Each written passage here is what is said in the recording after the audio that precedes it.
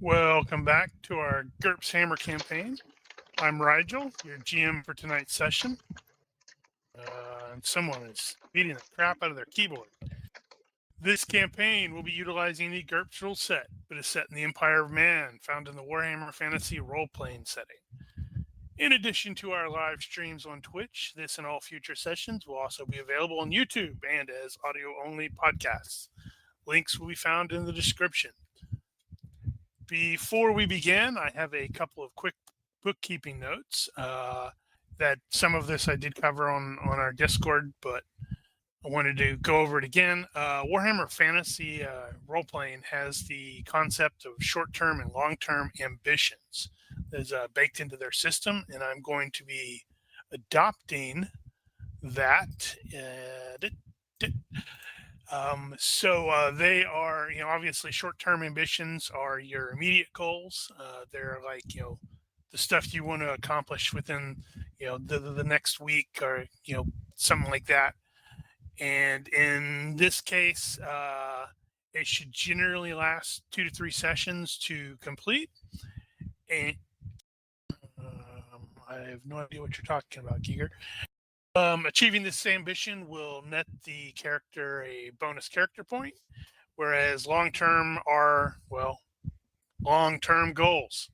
Completing those will have the stated benefits where it's like you could gain the 10-point bonus and choose another one, or retire the character and move on. I have unhidden or shared the ambition sheet, so it will be available for your review at leisure.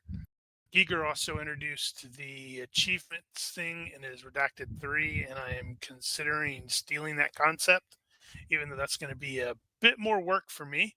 I've just started on that, so there isn't anything really available yet.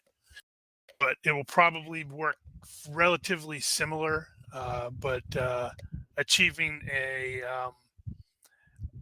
accomplishing an achievement, not achieving an achievement, because that's just accomplishing an achievement. Once I get them all squared away, will probably net the character a character point. However, if I go with something like death is only the beginning, where your character dies, that obviously will roll over to the next character. But I will keep you appraised, and once I've pulled the trigger, I'll let you know. Okay, FX.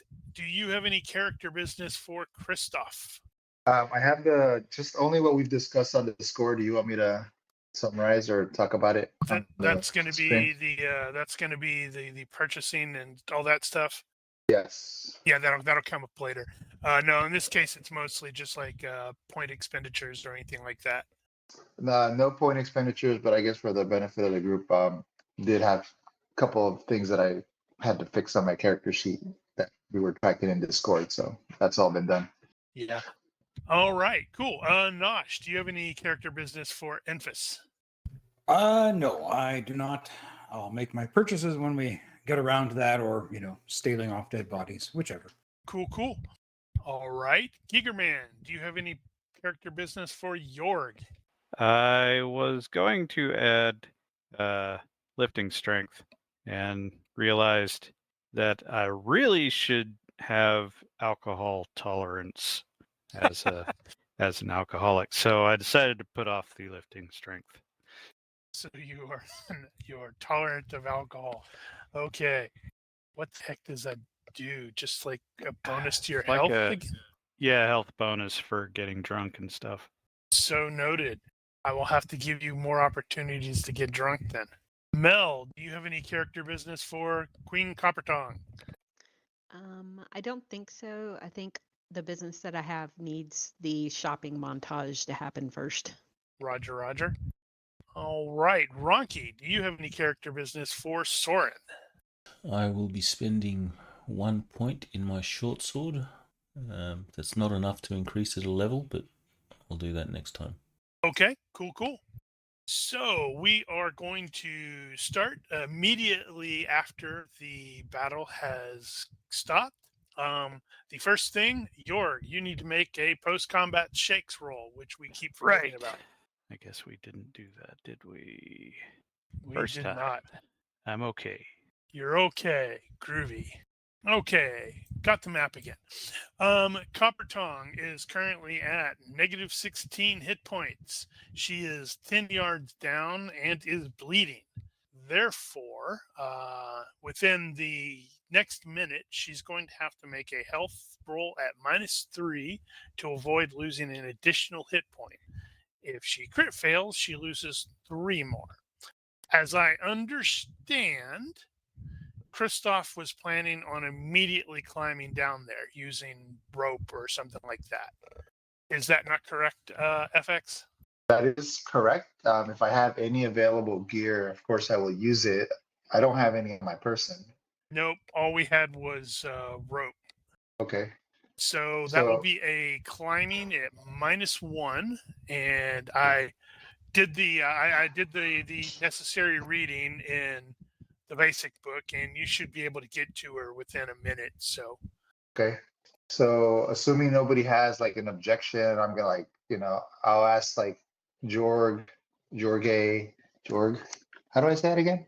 Jorg. Sorry, Jorg, or anybody else that looks strong enough. Maybe they can hold the rope, and we could tie it to something. And I'm just gonna start rappelling myself down, Yeah, Jorg can help with that. just to kind of stabilize me.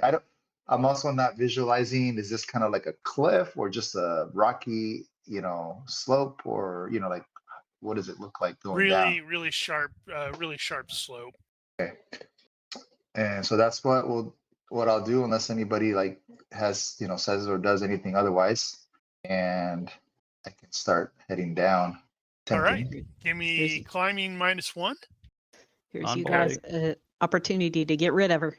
and I totally want you to roll an 18 because that would be hysterical. Also, I'm confident. I don't know if there's anybody that's like really good at climbing. So if anybody else wants to object at this point, that also were has you at? first aid. I'm at a 13. I think you may be the best climber. CERN's also at with the 13 first as aid. well. Speaking of Okay. that, did Ronky, did you start working on the party sheet thing for that with all the skills and everything? I have not I know we started that yet. Talked It's in my about it, to-do but list. I can't remember. Is it? Okay. So Christoph rolled a 10, which is a success by 2 on his climbing roll. Good job. All right, so you'll be able to get down there and begin doing the immediate first aid as you stated. So that will stop the bleeding for the 1 hit point automatic. Well, presuming you make the first aid check, I think. Copper Tongue will still need to make the health -3 to avoid the bleed while he's climbing down. It is -3 because the way it works is you take a -1 per 5 points of bleeding injuries. So the fall damage did not actually count. Otherwise, it'd be like health -5. Okay, so that's sort of amusing. So she will. If she will lose. if I'm not mistaken, I think the successful first aid roll stops bleeding. stops the bleeding, so she doesn't need to make that roll. She only makes that roll She in the makes that event of roll a failure. while he's climbing down. So the climb Because took more than a minute. Yeah. Right. Okay. All right, so And she then- stops bleeding. She goes back to 28 because he gave her 1 point back. And Fine. then, yep, and then he just put it on there. 1d -2. Okay, so I guess you can go ahead and roll that after 30 minutes as you're looking around trying to figure out how do we get her back up here. Well, not- let me. I'm gonna yell back up. Hey, so I stabilize. Is she conscious? Are you conscious, Queen? Oh, she's definitely not conscious. Oh yeah, No? Okay. she's out. So I'm gonna like call back up. All right, I stopped the bleeding. Stop the bleeding. Should we try to pull her up, or should I try to do some triage down here? Outside of the fall, what were her other injuries? She got cut really badly Yeah. I mean, where? across the torso, I believe. Yeah, it was the torso. Because my original thought would be to tie a rope around her under her arms and pull her up, but I don't know if that's going to make that worse. Well, I'm not planning on actually forcing you to figure out how to do that because We do an you're- appropriate thing. Yep. So my recommendation, is to get her up and kind of like lay her down and get her, in a situation where I can do proper shock Yeah, treatment. we'll do the shock treatment up top. So we'll pull her up first. All right. So while they're doing that, Soren and Enfys are going to be definitely aware that two of the thugs actually did survive, and I completely forgot to share all of the NPCs. Good old Lord Rickard is super unconscious. Oh, I thought he was dead. Lord Rickard? No. Well, Very badly injured. We could make him dead if you want. Fat Farlesbag Yeah. is bleeding out, however. The dead man can't pay us anything. Well, I was prepared to start bandaging fat bastard. Okay. Let's see. So, can he even do that if someone has been struck in the vitals? Well, if you're going to be doing the harsh rules from martial arts, it's going to be a surgery rule, so he could do it, but it would be whatever his default surgery, and probably no equipment, no proper equipment. And doesn't have the skill. So it's going to probably be like need to be a crit. Okay, if there's the severe bleeding, bandaging, severe wounds thing. Yeah, I'm looking at that now. Bandaging severe wounds. Well, actually, I don't know why I'm looking We at have a the note. thing. I have I was like, that's why I'm like, I don't know why I'm doing that. I put all that crap in the notes. Do you have the part about the vitals? Yeah, It's in the vitals location. Vitals, internal bleeding from injuries to vital organs is usually fatal Oh, without okay. surgery. It said It just- usually fatal. Well, under bandaging severe wounds, it says that bandaging won't, or first aid won't suffice. It has to be Right, surgery. you need surgery. Yeah, so it'll be a surgery roll, whatever that default would be, and then no basic equipment. I don't think you can default surgery, can you? I don't know. I don't think you Let's can, find but out. I'm not positive. Surgery, first aid, -12. Minus 12. In which case, no, you can't. If Enfys doesn't have first aid, then he can't make surgery because you can't default off of a default. Remember? I don't think any of us have more than 12, Yeah, well, if he's so we're not even allowed he's to gotta- attempt it. yeah, I mean, if he's clearly, if this is pointless, there's no point in blooding up useless bandages. I don't think he's going to make it. Maybe you could put some fire on his wound to cauterize him. He still gets his normal health roll to naturally stop bleeding. Yes, I made those rolls, and simply based off of the damage that was taken and how badly it is, because the way the stuff works is like, okay, if it's vitals, then it is automatically an additional -4 to the check every 30 seconds instead of every minute. Plus, you have -1 for every 5 points of blood damage that can cause bleeding. And he has taken 38 points of damage. So that's I like these rules. It would make what's it that? fun, like if you were actually playing. I said I like these rules because it would make it fun and kind of useful if you were playing a dedicated healer, like non-magical. Yeah, you like it until it goes against you. So he is straight away operating on a -11 on the first roll, and his health is 12. That means he cannot make the roll. Unless he gets a critical success 3 times in a row. Right. He didn't. Actually, no, critical success stops bleeding immediately. No, it doesn't. And it Where says it does up the that top, say that? 3rd line down. Oh, yeah. But a critical a 3 should not be counted as a critical success if your effective skill is 1. Yeah, that one's tricky. Trixie. Oh, right. Yes. Unless some sort of extreme efforts are going, because I remember on Discord, I think it's on Discord, Bronchi was talking about trying to talk the sister of Shalia into lending a hand, although she clearly doesn't seem to have particular interest in doing so. So just so I'm understanding this correctly, is there? I mean, does he has a chance to stop on his own the bleeding? No. And that's kind of like okay, no. And then the other part of my question is, if I got a critical success on my first aid -12, I mean, is that even remotely possible? Because otherwise, he's gonna die regardless. You're not So, I going. mean, He will die. He will be long dead before you even crawl back up. Oh, okay. And then never You could mind. try surgery, but you're more likely to cut his heart out than fix him. So right now, if anyone is definitely going to try to do anything, it's going to have to be not Christoph and probably not Jorg. Although now that once Christoph is down there, Jorg doesn't have to continue holding the rope right there. Well, but I was going to be helping pull her up too. Eventually, yeah. But no, Jörg is not that great anyway.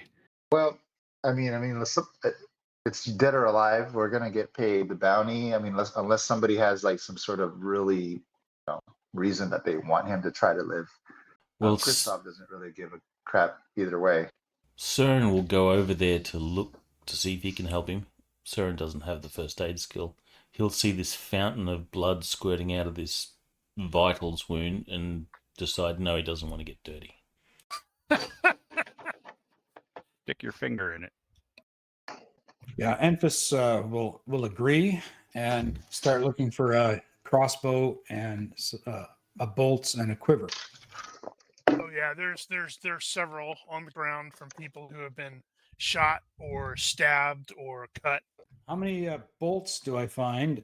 All of that stuff is in the party sheet. Okay. What was the fast talk roll for, Soren? Søren was going to try and fast talk Enfys into sticking his finger in it and stopping the bleeding.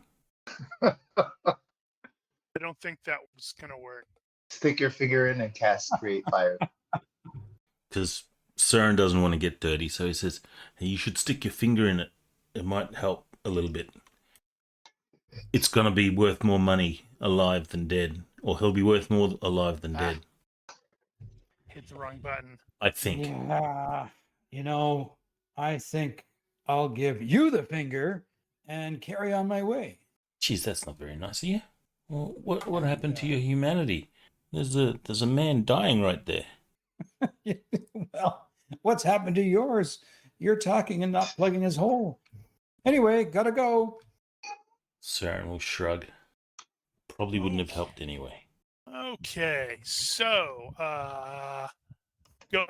Christoph can go ahead and either FX can make the 1D -2 roll, or he can make Mel roll it, so she has to suffer from her crappy die rolls. I'll let Mel roll it. It's 1D -2, and it already includes the one from first aid. So it's technically minimum 0. Ah. So I think that counts the one that you just did. Yeah, I think so as well. Mm-hmm. Rough, man. So add another one, or was that it? Nope, that's it. That's low Yay. tech No, no. for you. It'll take a while, but you guys can get her back up, and after he sort of semi binds the injuries, and into the sort of pseudo semi snow tower here. I think I mentioned. I'm not sure if I officially did mention it on the on the boards, or I mean on Discord, but there's actually a set of stairs that lead down into sort of like the living quarters. Obviously, there used to be a set of stairs that led up to an upper level, but that upper level is no longer really there. The lower levels downstairs, as stated, was mostly it's mostly ruined and collapsed as well, but it's out of the snow and it does have some intact stuff. What is potentially more interesting is there is a rickety-looking wagon and a pathetic-looking donkey down here, and you will be able to observe that, oh, hey, yeah, this thing does open up into the mountain pass, but is obviously the opposite direction that you guys were coming from. So, oh man, what did I just do? Oh, whew, I was afraid I was about to do something dumb. The stuff that's on the party sheet is taken from the bandits that either straight up died or the two that survived and surrendered. There are some other. Yeah, go ahead. You'll have to replace a first aid kit. I took it by accident and then deleted it off my inventory. No. Just to make Magically things appeared. complicated. Magically disappeared. What a shock. Items. One has been added back. So there are some basic camping supplies down there. Some basic navigation stuff like compass, some sort of rudimentary maps of the area, including the past stuff. There's some general food, some hideous tasting ale, etc. When in Should Rome. I create an entry? I mean, Christoph is interested in a copy of the map. Okay, Or, well, it's just it's just a map. It's fairly rudimentary, but it gives you a pretty decent idea of, oh, okay, there's a small pass over in that direction. That's clearly how they were able to move, through here. And cool. Should I create? There's not one in the party sheet. Should I create it in my own inventory, or sure, I'll figure it out? Probably negligible weight. yeah, pretty much. And should I call it map of Rickers? No, it's just going to be a Gray Tower map or Gray Mountains map. But it's a relatively it's a relatively limited area. Basic. Okay. Yeah. All right. Okay. Thank you. Yep. So as indicated, there are two surviving bandits who surrendered. There are two hostages, which one of which is the woman dressed in the robes of a sister of Shaya, and then there's a nobleman who looks pretty badly injured, but it looks like she has done what she could to keep him alive for the time being. Rory will be slightly disappointed that what's his face died, but oh well. Means we're gonna need to get a box and pack it with some snow and ice and stick his head in there. Well, there's lots of snow. Yep, that's true. Okay, so eventually, Lord Schaffenberg will regain consciousness. Coppertongue will probably regain consciousness eventually there as well, and will, or at least Lord Rickard will be quite thankful for your actions, here, because, well, he didn't know what was going on. In fact, the last thing he really remembers is the ambush, and then bad stuff started happening. And Right. Was he the one that started this getting no, caught? he's just participating because Okay, he was part of the bounty hunter. sort of. He was a friend, or is a friend of the guy who was injured and whose fiance was murdered. But So Lord Rickard was unconscious, right? a bit more than unconscious. He looks very, very badly injured. Does he have? He may have passed a death threshold or something. Does he have anything obviously valuable on his person? Most of it's covered in blood, but possibly. I would think the bandits would have taken it if he did. Yeah, that's probably true. Speaking of that, also on the party sheet, you will be able to note that I did put some of the monies that were present, and this is like generally what the bandits had, and that's not like all in coinage. You're probably going to have like, oh, hey, there's a medallion, and maybe it's worth a crown. Maybe it belonged to Lord Rickard. Maybe not. What's the exchange rate to GURPS? Are you not able to click on options currencies? I don't know if I know the GM can, but I don't know if the PCs can. Yeah, Thought we Right. could. Yep, can. Yep, there are 12 shillings or no, 12 pennies or finning in a shilling and 20 shillings in a crown. So a crown is 240 GURPS. Enfys looks at at Soren, and says, "Yeah, I don't know if we should be taking anything. You know, you piss off a lord, he usually comes back to haunt you." What makes you think I'm going to take anything?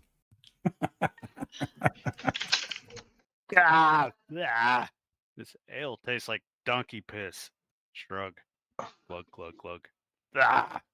I think if Christoph, if he sees like a crown or some sort of like jewelry type item, will take that like as his fair share.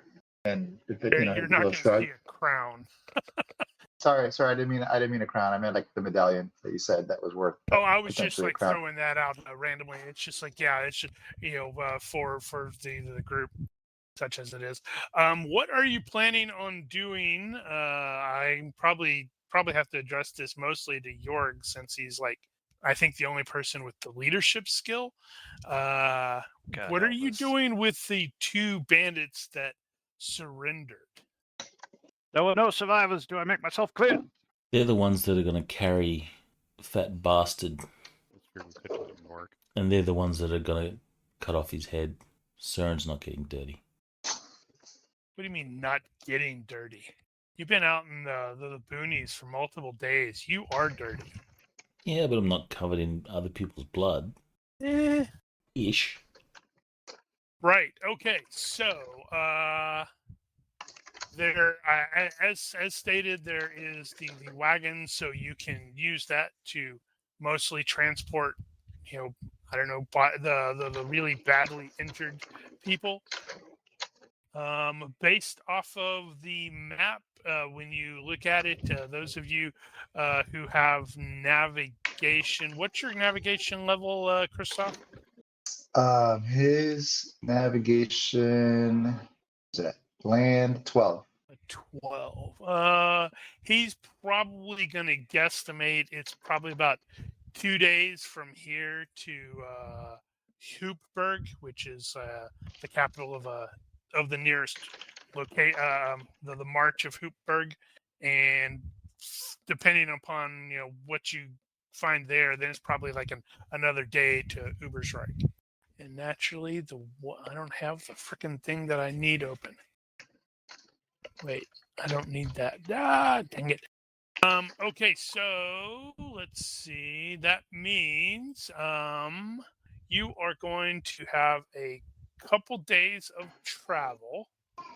Oh yeah, she's probably going to have somebody else go down there and get them their mail, because she is not in any shape to move around. Oh, I She thought you will were going to roll ask. stubbornness. No. She'll ask Jorg to go and dig up the anvil bits and bring them back and put them on the wagon. You want some ale? Thought you'd never ask. She'll take the bottle and start drinking. It tastes like donkey piss. Just like home. Yeah, when you're collecting that shit, make sure you don't touch it. It's nasty. Yeah, I'll fetch your stuff. Okay, so let's see here. So, luckily, Drory actually has the Teamster skills, so he can scope out the wagon such that it is, and take a look at the donkey, and he's just sort of shaking his head like, "Oh man, this poor thing." But on the bright side, it'll work. Can load the 2 people who can't do any actual walking, can load them in there. They can rest. Put any of the other stuff in there and such like that. If you recall, it was noonish, I believe. By the time you guys, noonish to one-ish, by the time you finally, because you got a little lost there briefly. So I am going to operate on the presumption that you guys are going to end up overnighting here, because you're going to have Probably to a take good idea. take tally of what you have obtained, find some stuff to stick the the head into a box filled with ice, and possibly have the okay. So the two bandits, I don't know, Hans and Franz, maybe, after you have had them decapitate what's his face, what is their fate then? Are you taking them with you? Are you shoving them off of the hill, binding them to a metal pole naked in the snow? I mean, Kristoff is not like from Kristoff's perspective, he's not like bloodthirsty or anything like that. I mean, he's sort of like trying to do the right thing. So he would, tie them up in the wagon, take them back for justice would be his inclination. That's true. Is there a reward for bandits? One never knows. I guess it's worth a try. Okay. All right. So let's see here. I've got need knot to- tying as well, if that helps. Oh, they're not competent enough to break loose of generic knots. That was weird. Okay, so I needed to look at minor. There we go. Just a second. CERN will be talking to the prisoners. He's going to use fast talk to get a good reaction, and he just wants to probe them for information. Stuff that might be interesting, that could potentially be valuable, rumors they may have heard, that sort of thing. All right. So this Go is ahead and fast give me talk a for roll. a good reaction. All right, success by one. They are eager to spill their guts and basically tell you about how their woe is them. None of this was their fault. They're just innocent people who didn't do nothing wrong. Although from the glare that the sister is giving them, that seems kind of BSy. But what does really make or interest Soren is they will actually mention that Farlsbag did not intend on or was not planning on the escapade that he did here. He was charged by someone, some wizardess who showed up here one day and had a chat with him, and it scared him crapless. But he just called her mistress, and so they don't know what her name was, but they can give you a pretty solid description of her, and she definitely sounds a little weird. She's dressed like a noblewoman, pretty pale, blonde hair, but she had weird eyes. They were mismatched. One of them was blue and one of them was red. Really? And she turned up here at this circle place here. Yeah, and then she left in a poof of smoke later. It was super creepy. Right, I imagine. Sounds super hot to me, to be honest. CERN will say, "Don't worry about him. He swings always." Yeah. Okay. And then they will, try to convince you poorly because they don't have effective or any particularly good social engineering skills, but they're going to try to talk you into maybe speaking up for them. So he'll also ask what exactly Farlsberg was aiming at. What exactly was the escapade? To go in and abduct that lady. And that was on behest of this sorceress. They guess because they didn't hear the conversation. She showed up, spoke with him privately, and then he said, "This is what we're going to do. We're going to go grab this person." By any chance, did you say what's so special about these two? These two. indicating the sister. Oh no, they were captured at the in the raid. Well, she was captured in the raid, and Rickard was discovered in the or captured after the orcs ambush.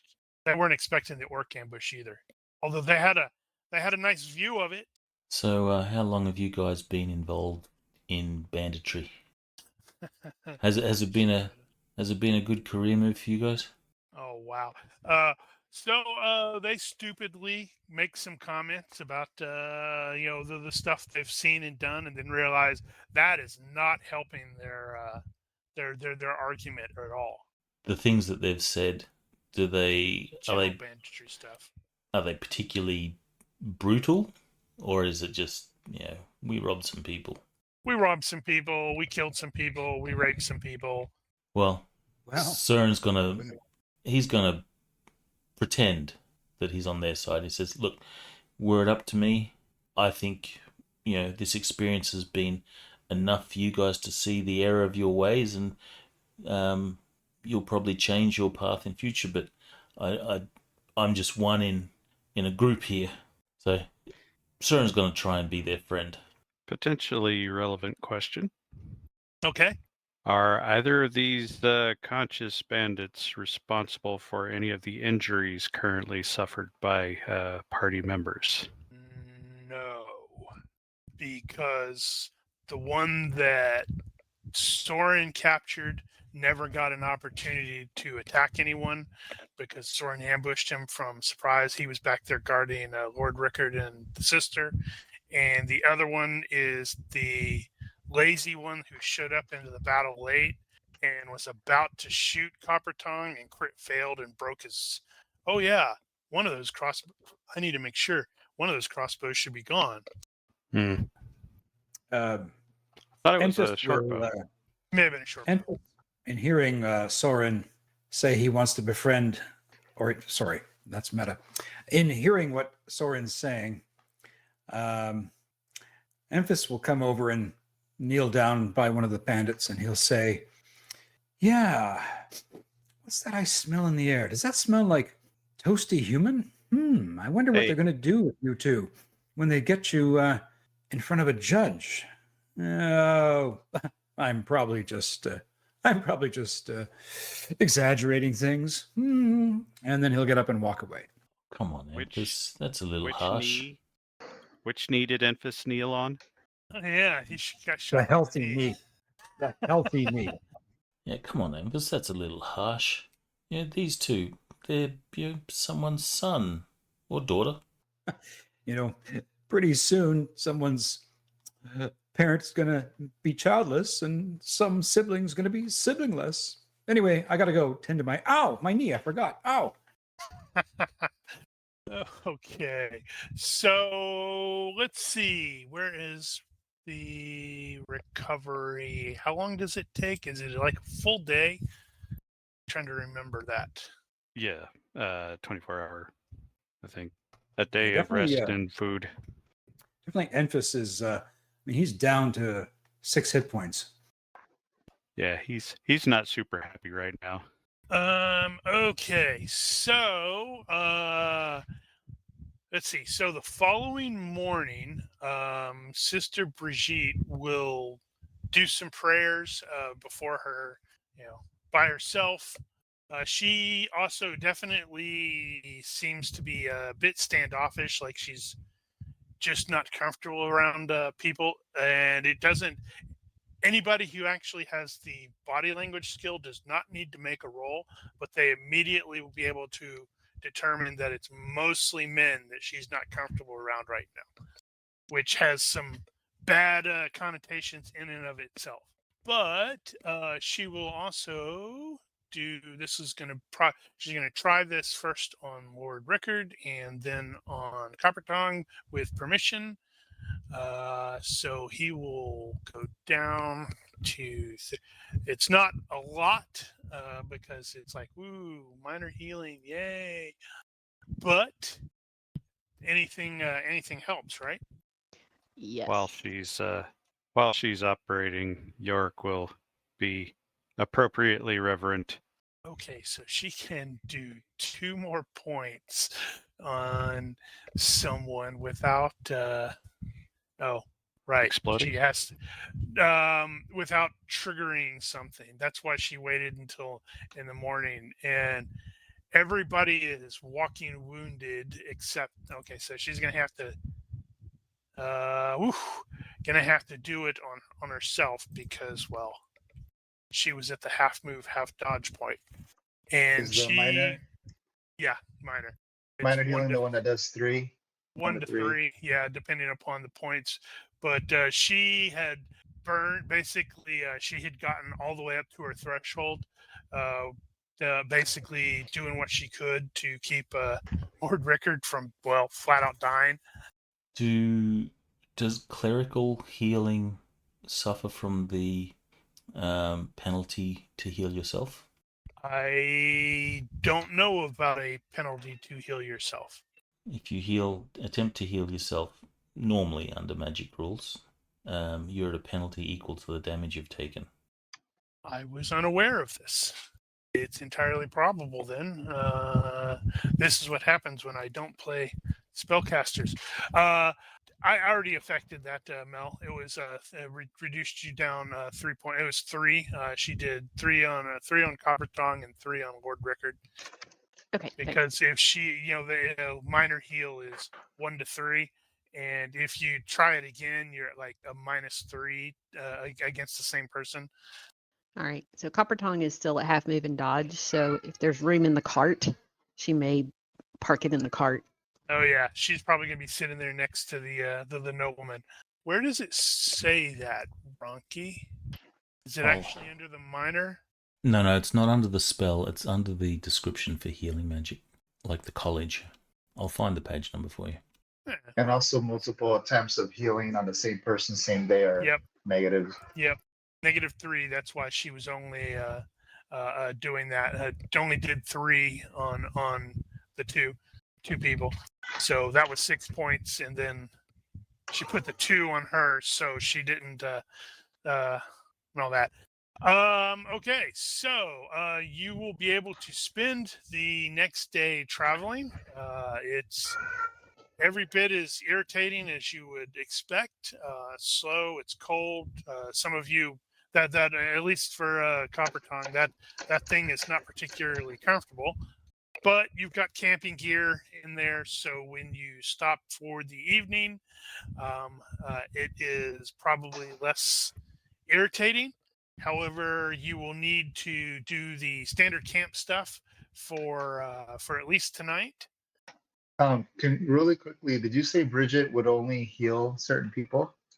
No, it's just she would be willing to heal certain others, but she's got the threshold thing as well. She was at her threshold in the morning. She recovered the 8 points, and she just basically spent the 8 points again.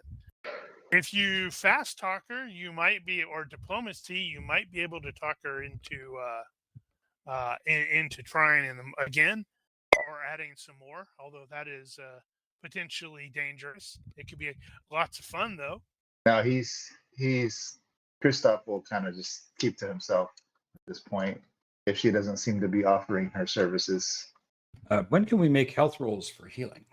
As I understand, rest. you need to you need to basically sit on your butt all day. I think there should, double check. if it does require you to sit on your butt all day, there should be maybe a penalty to heal if you don't. At the end of each day of rest and decent food, make a health roll. So Yeah, I did that in Sea Dogs with a couple of cases where I said if you're doing light duty, you could do it at a penalty. you remember what your penalty was that you applied? Because I'm perfectly fine Not with off the top doing of my that. head, but That's unacceptable. if You should be somebody's able to remember it. marching, I would say -4 at best. Well, there is. I wonder the what it means wagon by and- I wonder what it means by day of rest. Does that mean like a proper night's sleep, or does it mean you spend 24 hours resting? That was my impression, is 24 hours not doing anything but healing. I should look into biotech. Convalescence. See if biotech covers it some more. Probably not. Dungeon Well, fantasy emphasis is might probably not clarify. going to want to be. Emphasis isn't going to be wanting to walk on a knee that's been arrowed. Probably not. That is a good point. So you can probably sit on the wagon. So let's see. So I was going to allow both Rickard and Coppertong, since they're not doing anything, to make a health check, but it's going to be at a -1 because that's not particularly comfortable. The wagon, because it's rattling around. So I will let Enfys do the same. And I noticed your comment there, Ronki, in which case I put her points or her stuff back, and clearly the sister did not succeed, so she's going to have to be seated Yeah, in the but wagon as well. clerical might be different. I'm not sure. I'm not positive. I'd have to look. So It depends on the Check gods. that DF book about clerics. yeah, I'd have to look. Don't I have a note thing for stuff to look at? Yeah. So I will double check that. I think it just would depend on the nature of the magic. You know, if it's like mage magic, or if it's like miracle, like divine magic, probably wouldn't matter. Whatever flavor you want to give it. Sorry, I was making a note. Mel, go ahead and give me a health -1 for Coppertong. And Okay. if she is successful, she will recover a hit point today. Actually, also got medical care. Does she have physician? Let me look. Yeah, in dungeon fantasy, it's actually fairly specific. She Failure. does not have. It says you Okay, may so you make a health roll at the end of each full day spent in camp or in town doing, in italics, nothing but resting and eating 3 meals. Right. Success restores Well, 1 hit point. We failed our rolls. Yep, clearly that thing is a little too rickety for the moment. Does he have? Oh, yeah. And woo, he definitely didn't. So what penalty were you assessing for light duty? For those people that were sitting on the wagon, I was giving them a -1, but you can't get everybody on the wagon. Some of you are gonna have to walk. Huh? There is nothing in the natural recovery for a crit fail. Oh, I think you lose. No, it doesn't say anything. All it says is on a success, you recover. The GM may give a penalty if conditions are bad or bonus if conditions are good, and that's all it says. I am going. Yeah, he's in a bad way. Okay, so you will need to make the camping roll for this evening. Is that Christoph or is somebody helping doing it? I don't Somebody know. else? Is it Christoph? I think it's probably Christoph. You're usually our the survival guy. Well, what terrain are we in? You're still still in the mostly mountains. in the mountains, yeah. But you definitely can tell that you are nearing the regular territory because they're not quite as bad as they were before. All right. Well, I was gonna say 3 options. York can probably help, but even if I gave you +1, that wouldn't amount to much more. So we're good. So you can say he's helping. He's helping. Okay. So success by 2. I All assume right, you so made that's it. 2. Yep. So that's was it comfort, concealment, and lines of sight? I think that's the 3. I think we definitely want to do the one where we have like no fatigue loss and everybody's Comfort. comfortable, the comfort. Comfort. And then I think if I'm the one setting up camp, I'll do the camouflage one or the one that makes us harder to find. Concealment. Concealment. Cool. No worries. Is anybody planning on doing anything or saying anything or any of that jazz for the evening, or are you just retiring? Not necessarily some during rest. the evening, but when we're traveling and stuff, Cern is going to be asking Sister Brigid if any of the 2 alive bandits hurt her. Give me a diplomacy check. do not have diplomacy. So, Will That's not his substitute. thing. okay. Also, in that case, go ahead and throw a body language check in the box or in the skull. Oh yeah, and also I don't know if you all noticed, but Giger also increased the size of the modifier window, the little thing down there. It's no longer super tiny. Cool. And is the queen is conscious? Yes, the queen. Okay. I think you're the only one that calls her the queen, except maybe her. Mm-hmm. Ronky, you said you were going to substitute something for the diplomacy check. Potentially fast talk. Mm, The angle will be if these two were specifically involved in hurting her, then Søren will make sure that they get extra harsh treatment. Søren may be lying in that regard too. Soren's a jerk, isn't he? No, he's not a jerk. Okay, so doesn't rest sufficiently, suffers a -3 penalty on health to regain hit points. This isn't exactly that, but it's probably portable. Alright, so Søren succeeded by 3. Where are you seeing that, Christoph? I'm looking at page 424 in the basic set, and it's just under natural recovery. No, it's what? Oh, No, sorry, it's you know not. what? You're reading treating The shock. columns Yeah, are the kind of columns. weird, huh? That's why I was like confused because I'm like, huh. Oh my god, Yeah. that's all right. Yep. So not necessarily this night, but up to this point, with Her Majesty riding along, and Jorg is going to be carrying the sword on his shoulder because that's how you do that. And Yeah. Or we can have if looked at that it, it's hasn't weird. been brought up yet, she may actually see the markings on it. Yes. So, with regards to the sword that both Soren, the short sword that Soren took from the woman, and the great sword or the Zweihander that Jorg took from the bandit, both of the dwarfs will be able to immediately recognize that those were failed rune blades. So it's like some apprentice somewhere was making them, and they screwed it up somehow, and so it's just like a fine blade for GN terms, but dwarfs look at that like, oh my god, that is the worst thing. Ugh.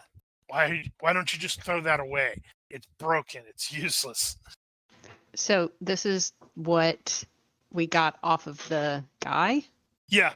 The bandit leader had one, had the Zweihander, and his mistress, I guess, his lover, whatever, the chick that somebody shot or stabbed in the vitals or shot in the vitals. No, it's Christoph shot her in the leg and got an artery hit.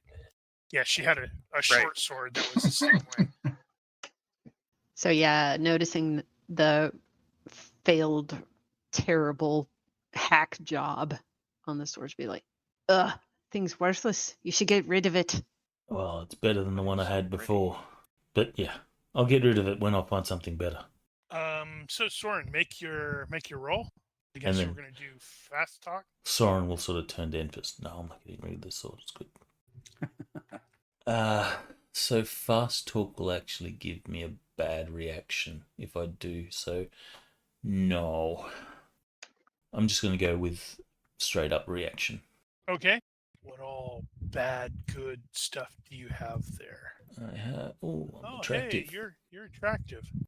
Maybe I should sex appeal. She has appearance beautiful. Holy Wow. crap! Wow. Wow. 17. Very good.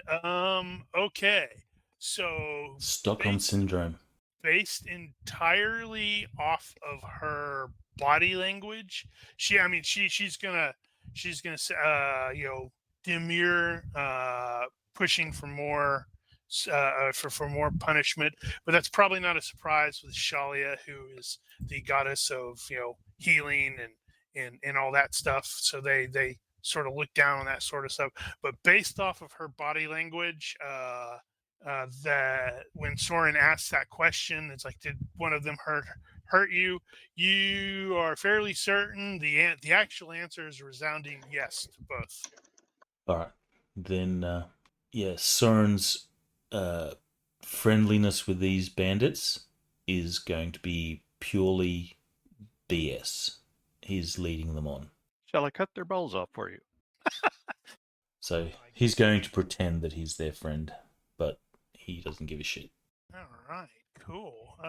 Okay, so then the fairly late in the next day, you will reach Ubersreik, which is it's a decent sized town, but it's not super big. And needless to say, the fact that you guys are coming back from that expedition, which was believed to be a complete catastrophe and everybody died, certainly causes something of a ruckus. The the Margrave of this area, since it is a march, is currently not present.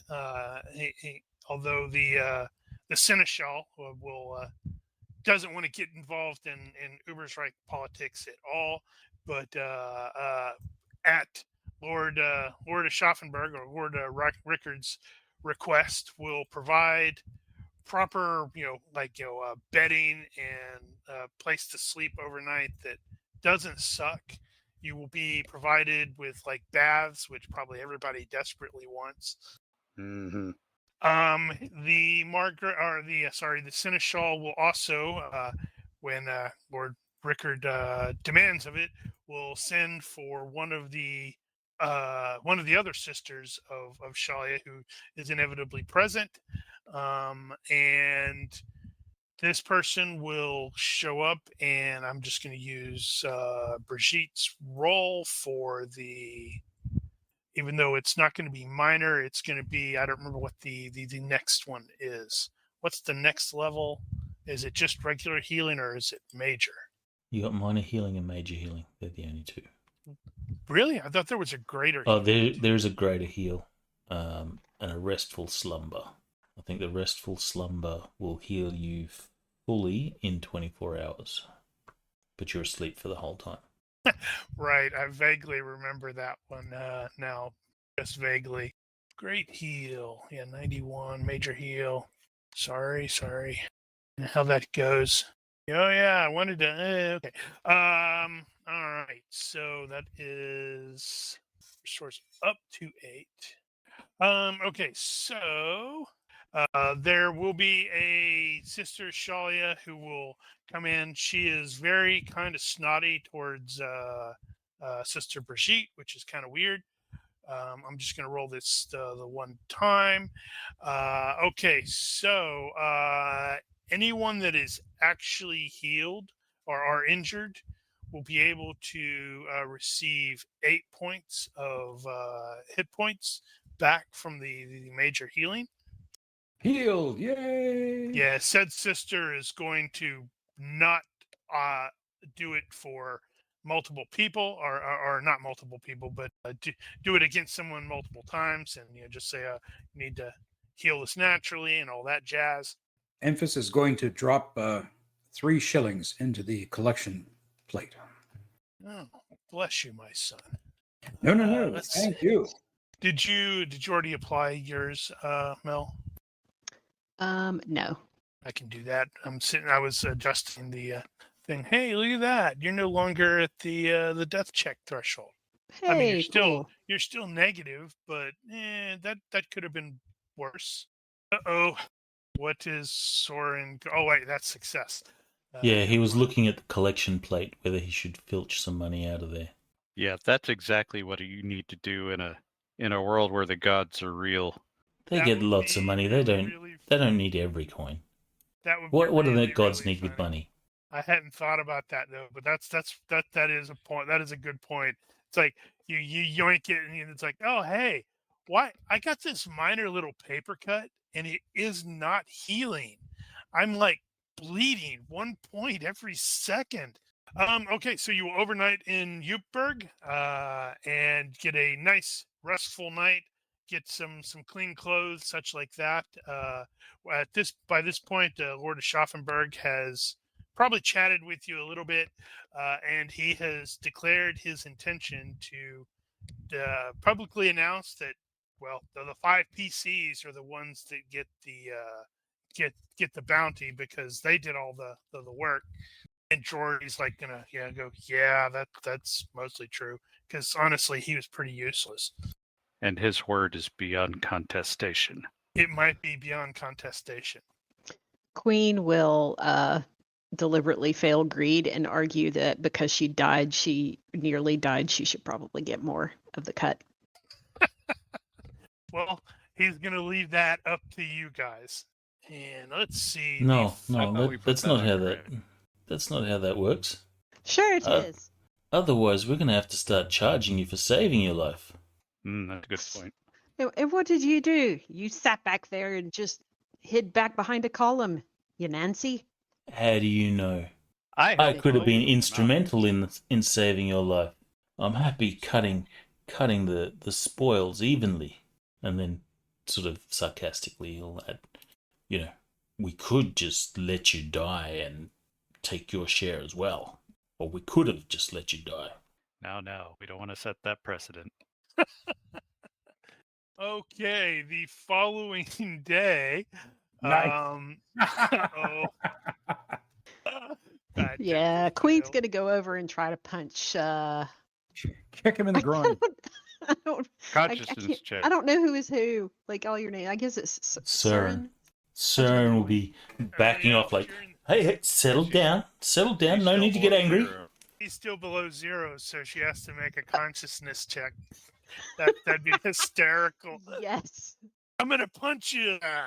Settle down, there's no need to get angry. Respect You're gonna hurt respect the yourself. dice, man. Okay, so what's my consciousness check? Should be health. I don't know if you have fit. Health. Are you hard to below kill? hit points?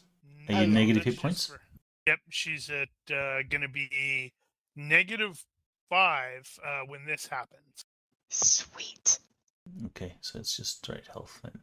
Okay, straight health. Hard to kill. Would Nope, that that's add just, one? That's just Nope. against death checks. Okay. Hard to subdue, I think, would apply there. I don't think she has that. She does not. She Yay, succeeds. she didn't pass out. And that's when everything went to hell because the PCs started fighting one another. How fast is Copper Tongue at the moment? Oh, she is freaking slow. She's still at half move dodge.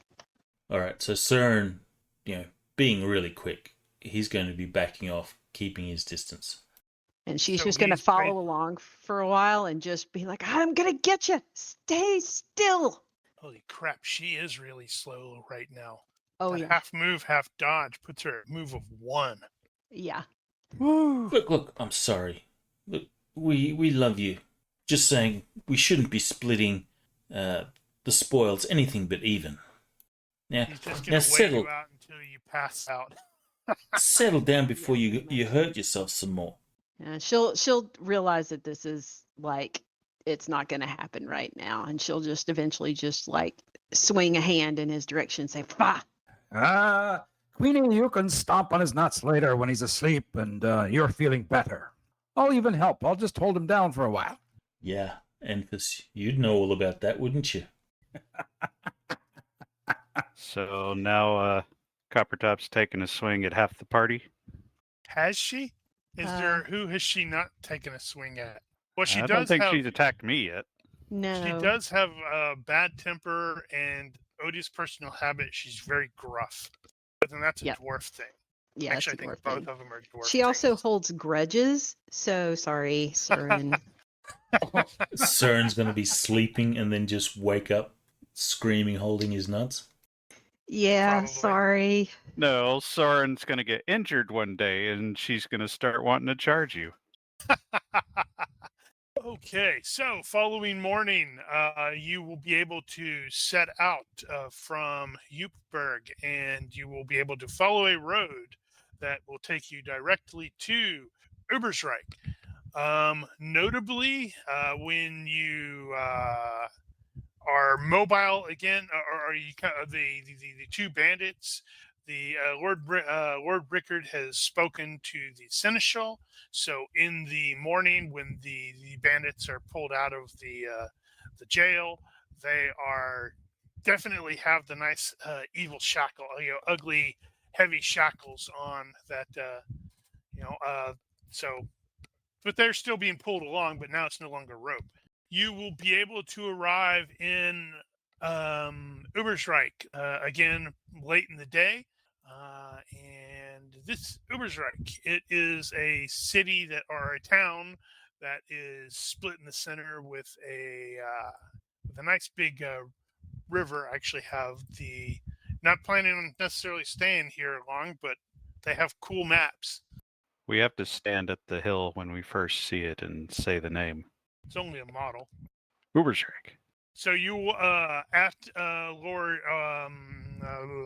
Lord Rickard's suggestion, you will proceed directly to the precinct area or district, which is where the town hall is and such like that. And upon learning that you have survived and returned with Fat Farlesbag's head in slushy box now, because the stuff is sort of mostly melted. Well, it is winter.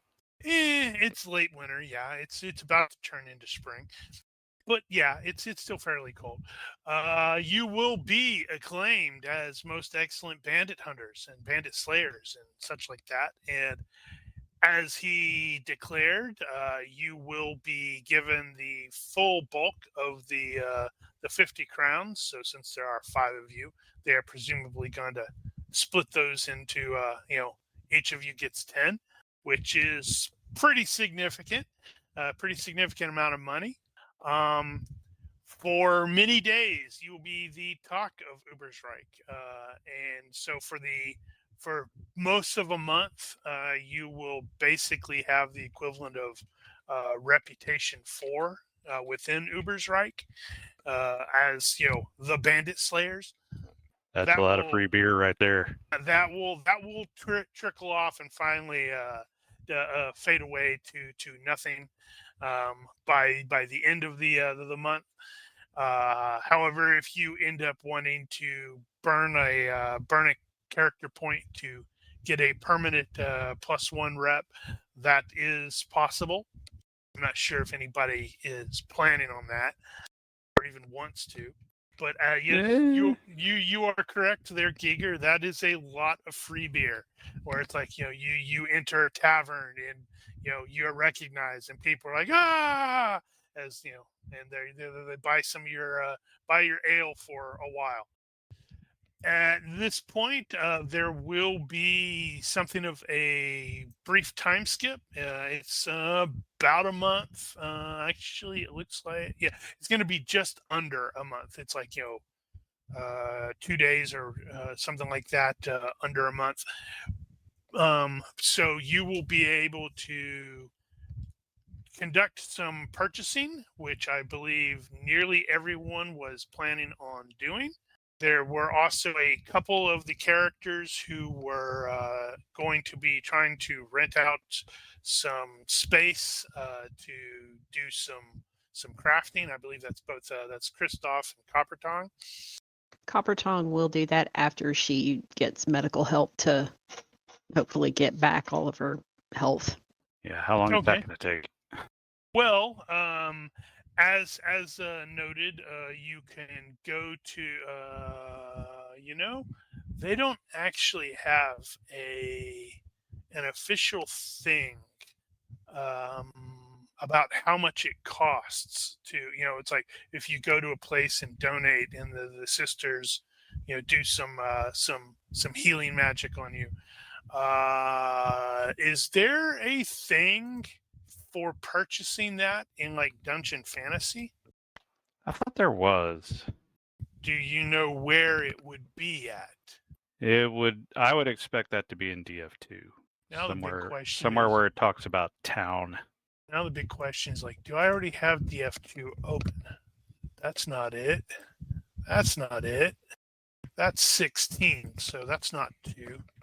Let's see here. Master. No, two is about the actual dungeon. Actual dungeon Right, crawling. but that's the operations book. Maybe if you use as a baseline the cost of like hiring a physician, and then obviously the church, would be Well, maybe I think cheaper that's than what that. it is. Well, I'm just wondering if they had a thing where it's like you go to a place and go, hey there, father/sister, I need some magical healing, and they go, well, what was that I just saw? Oh, that's past the Oh, date now. you're saying casting the spells versus the actual Exactly. physician healing. Correct. Dungeon Fantasy RPG does have something Yeah. like that. Yeah, they do. I for want to sure. say it's 50 GURPS. Okay. Yeah, I don't see anything in there. Well, what's the benefit? It's like you spend the 50 GURPS and then what? You get a healing spell. Yeah, versus like 1 day per hit point. I'm just trying to Like find more it. more instantaneous. Yeah. Okay. So while you're looking at that, I will continue with some stuff. So midway through the month, a great owl will arrive outside wherever Soren is sleeping, and clearly the archmagus to whom you owe your debt has sent the beast to collect. And from past experience, he has very quickly learned that if he does not pay his 7 shillings 6 pennies this month, then he's going to get like unluckiness that will act like reverse luck. This is what you get for stealing from a wizard. Yeah, wizards suck. What? So, with regards to Ubersreik, some of the PCs are actually relatively local to the region and will know some of this already, but obviously the players probably will not. So, until recently, the Duchy of Ubersreik was ruled by House Jungfried, who were growing really rapidly in wealth and authority in the area, although they were still at odds with the Bretonnian dukes to the south. So naturally, they're fighting with the French. About 2 months ago, however, Karl Franz, the crown prince of the Reichland and the emperor, he passed a midnight edict through the Reichland Diet to frankly seize Ubersreik from the dukes.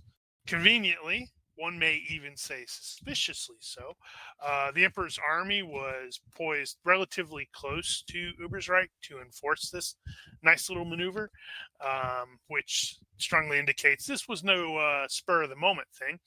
But it completely stripped the Jungfrieds from power. They managed to escape. They have fled to, a different locale.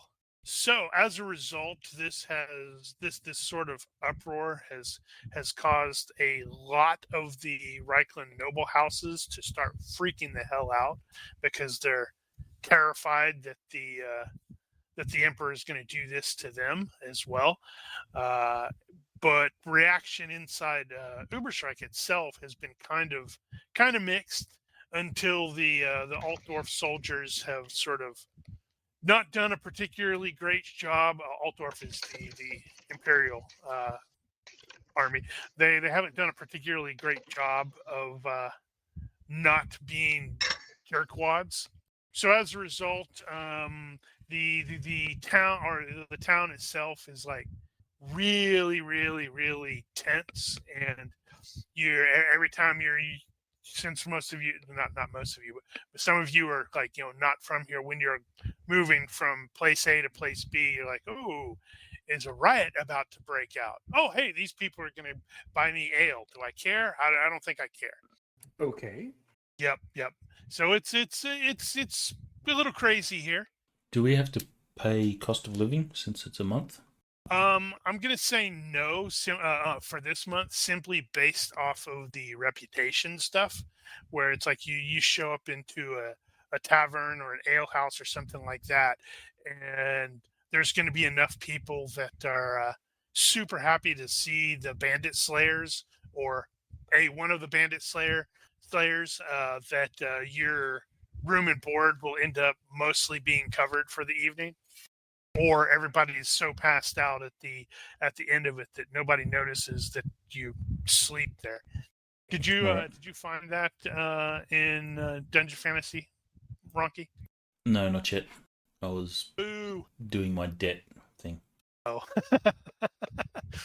How well do we know each other prior to the start of the campaign?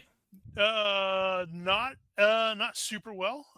But you have had basically a bit of time to get to know one another, and this is that that was actually something I was going to probably end up going with, where it's like near the end of the month, it's like, why has the group has decided to stay together for some reason? What is that reason?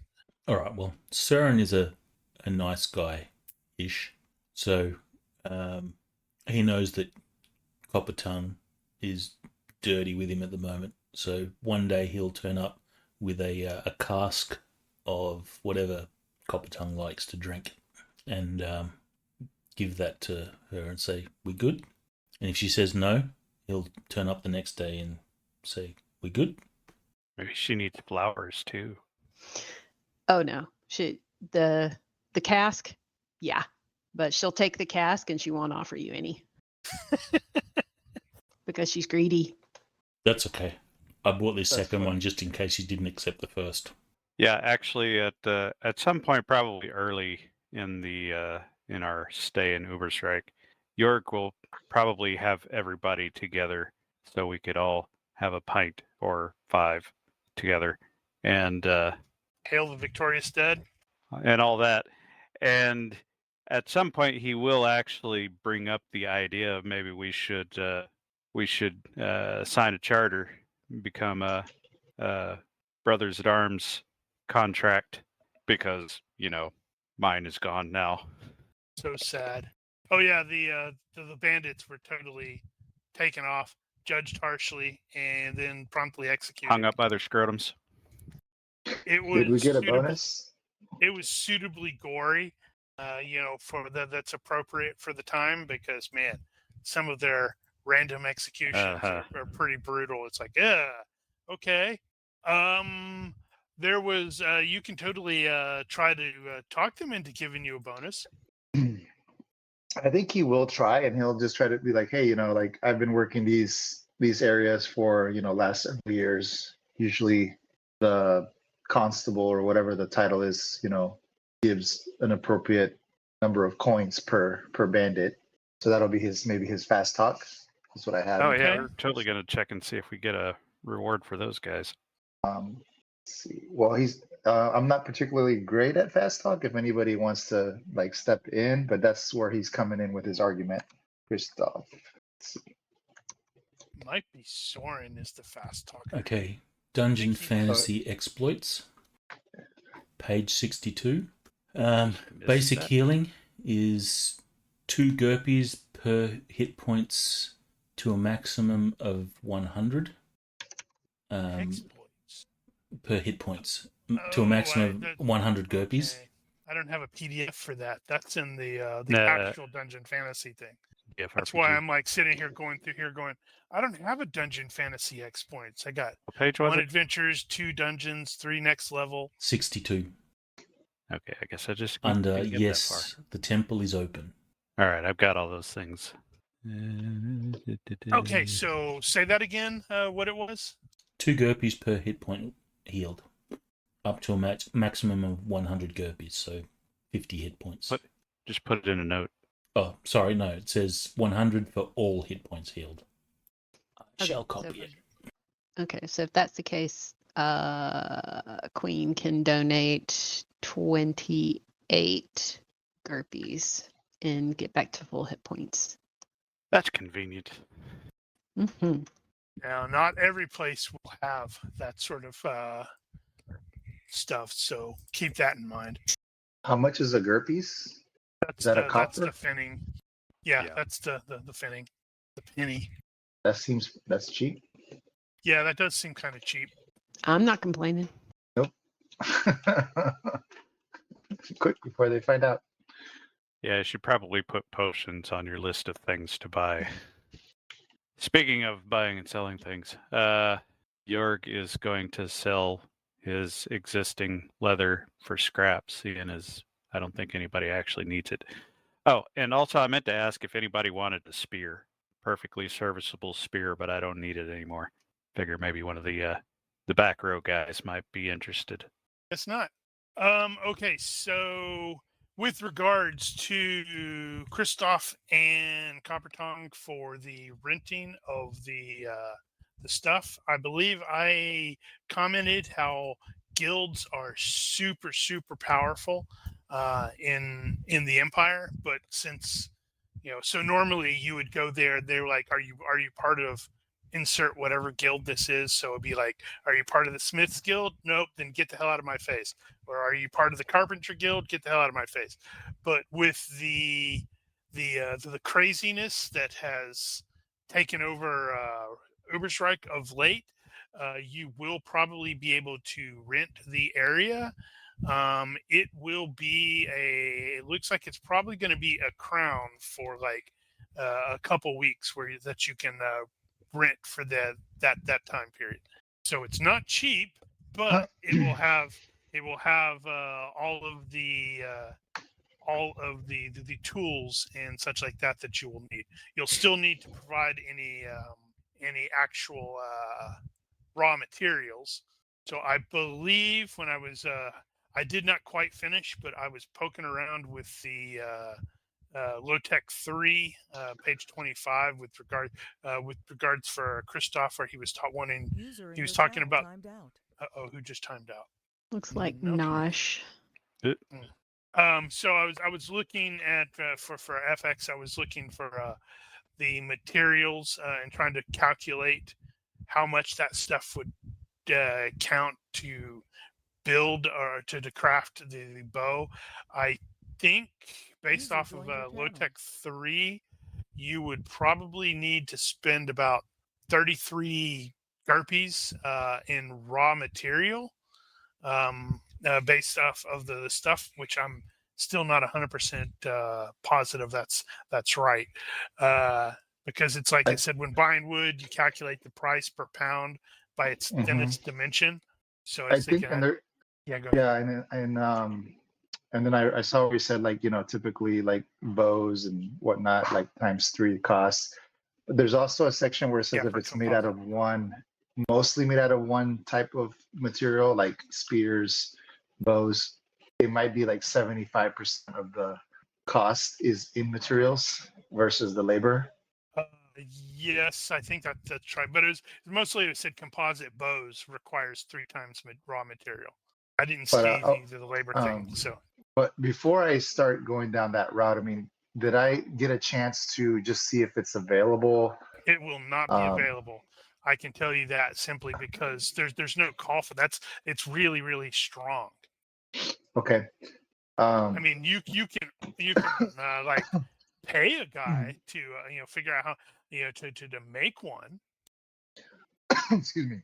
Well, I'm not particularly great at crafting, so I mean, he would rather commission somebody to make one for me rather than build it. Make himself. Unless that's just not an option, then of course, last resort, he'll make one. Sorry, were you talking about the bow thing? Yeah. Yes. So I had pointed out that strength 14 is on the low end of a war bow, a typical war bow. So there probably are some that strong. Now, not 17 or 15 specifically, but 14 probably. Yeah, I don't know who's got the healing thing here. That was Runky had that. You can straight away get rid of resurrection. That is not an option. Can't afford it anyway. No, I mean it does not exist, and I may end up having to adjust this because I'm not entirely sure that's right. It's probably going to be a bit more expensive. Yeah, I mean, let's see. Yeah, I don't know if it is. I guess it's potentially possible it would be present. It just 15 seems like a really strong bow. Like I said, 14 is 100 pounds draw. That's strong, but it's not that strong. Now, you don't need that for hunting. So it is a military weapon.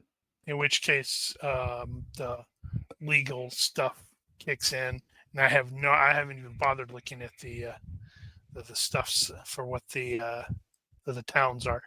I don't even think that matters in this setting.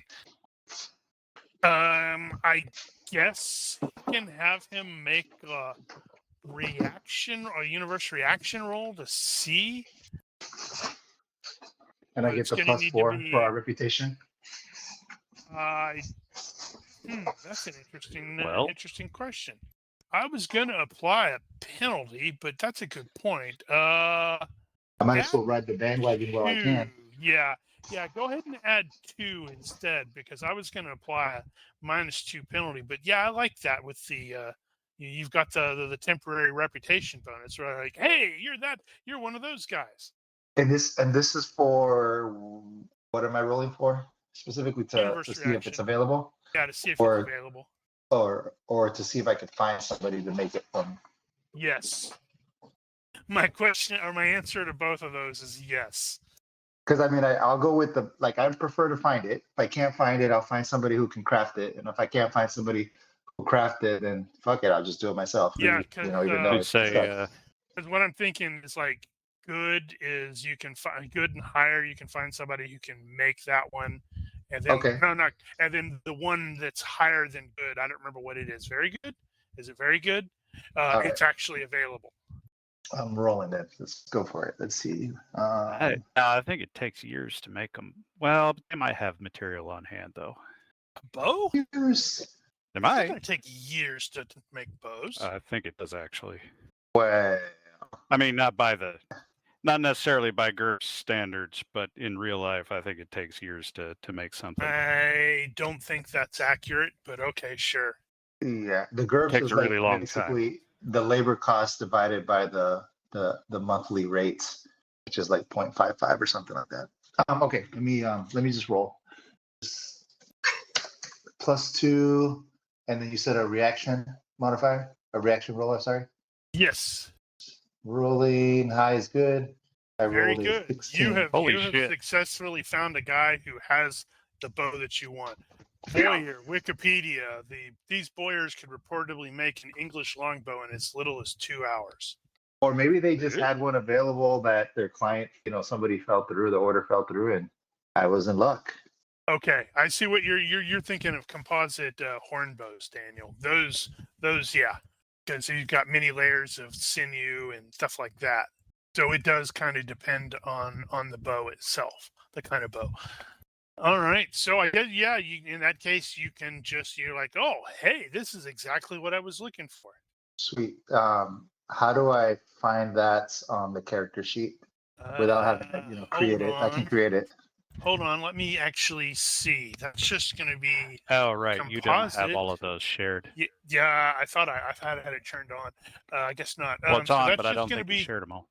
I think I did earlier today. So that's just going to be composite strength 15, A reflex bow is what it's called in low tech.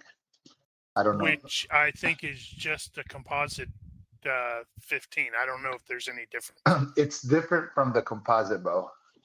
And how That's is in it low tech. different? I did not see any difference. It's got a 3 accuracy, 900 costs versus a 2 accuracy, 600 costs, and the damage is different and the range is different. Yeah, the composite bow is typically a reference to the Turkish types. Well, okay, no, reflex bow is the Turkish type. So reflex bow is the one that bends forward when it's not strung. Yes. Okay, I'm not actually sure. Now thinking that if that's the Turkish, I'm not even sure if those would be available here. Doesn't matter. He rolled a thing. Okay, so but it's based off of the composite 15. So I'm just going to drag the composite 15 onto your sheet, and then you can adjust it to match what the appropriate stuff is. How's that? Okay. I dragged it on the wrong person. You Okay. are not Soren. Not today. And Soren is like, what the hell? How did this the sticky fingers got ahead of me? Borrowed your bow.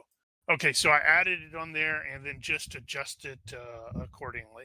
Let me look at it.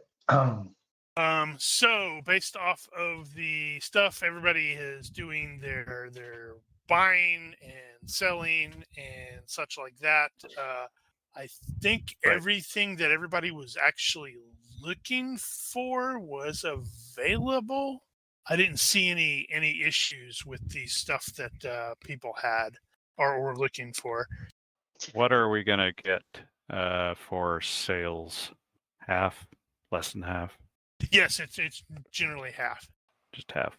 Unless someone goes in there and does the sale thing. And how's that work again? I don't remember how that works again. Damn it, I didn't want to do. I It's did like not want once to a week. do. Yeah. No, I didn't want to do Walmart D6. You can, I think you can use merchant, and you roll for every. Oh, actually, no, I can't remember now. I think it's the easy way was if you win, you get 10%. Yeah, when two merchants haggle, the GM may settle the quick contest winner, add or subtract 10% of fair value. And I think you can take, for every additional 5% or something like that, you take a penalty to your merchant roll. It's something like that. That's not in raw. I'm not even going to bother with that. I'm just going to stick with the 10% for now. I will look that up. That's probably in social engineering. I'll make a note and look at that as well. You might want to refer to Dungeon Fantasy first in that case. I believe that Copper Tongue has merchant. She may be the best at that. So I've got Ironically. merchant as well, but it's at 12. CERN has 12 as well. Queen's got merchant at 14, but you have to account for my dice being stupid. And also her being unlikable. Yeah.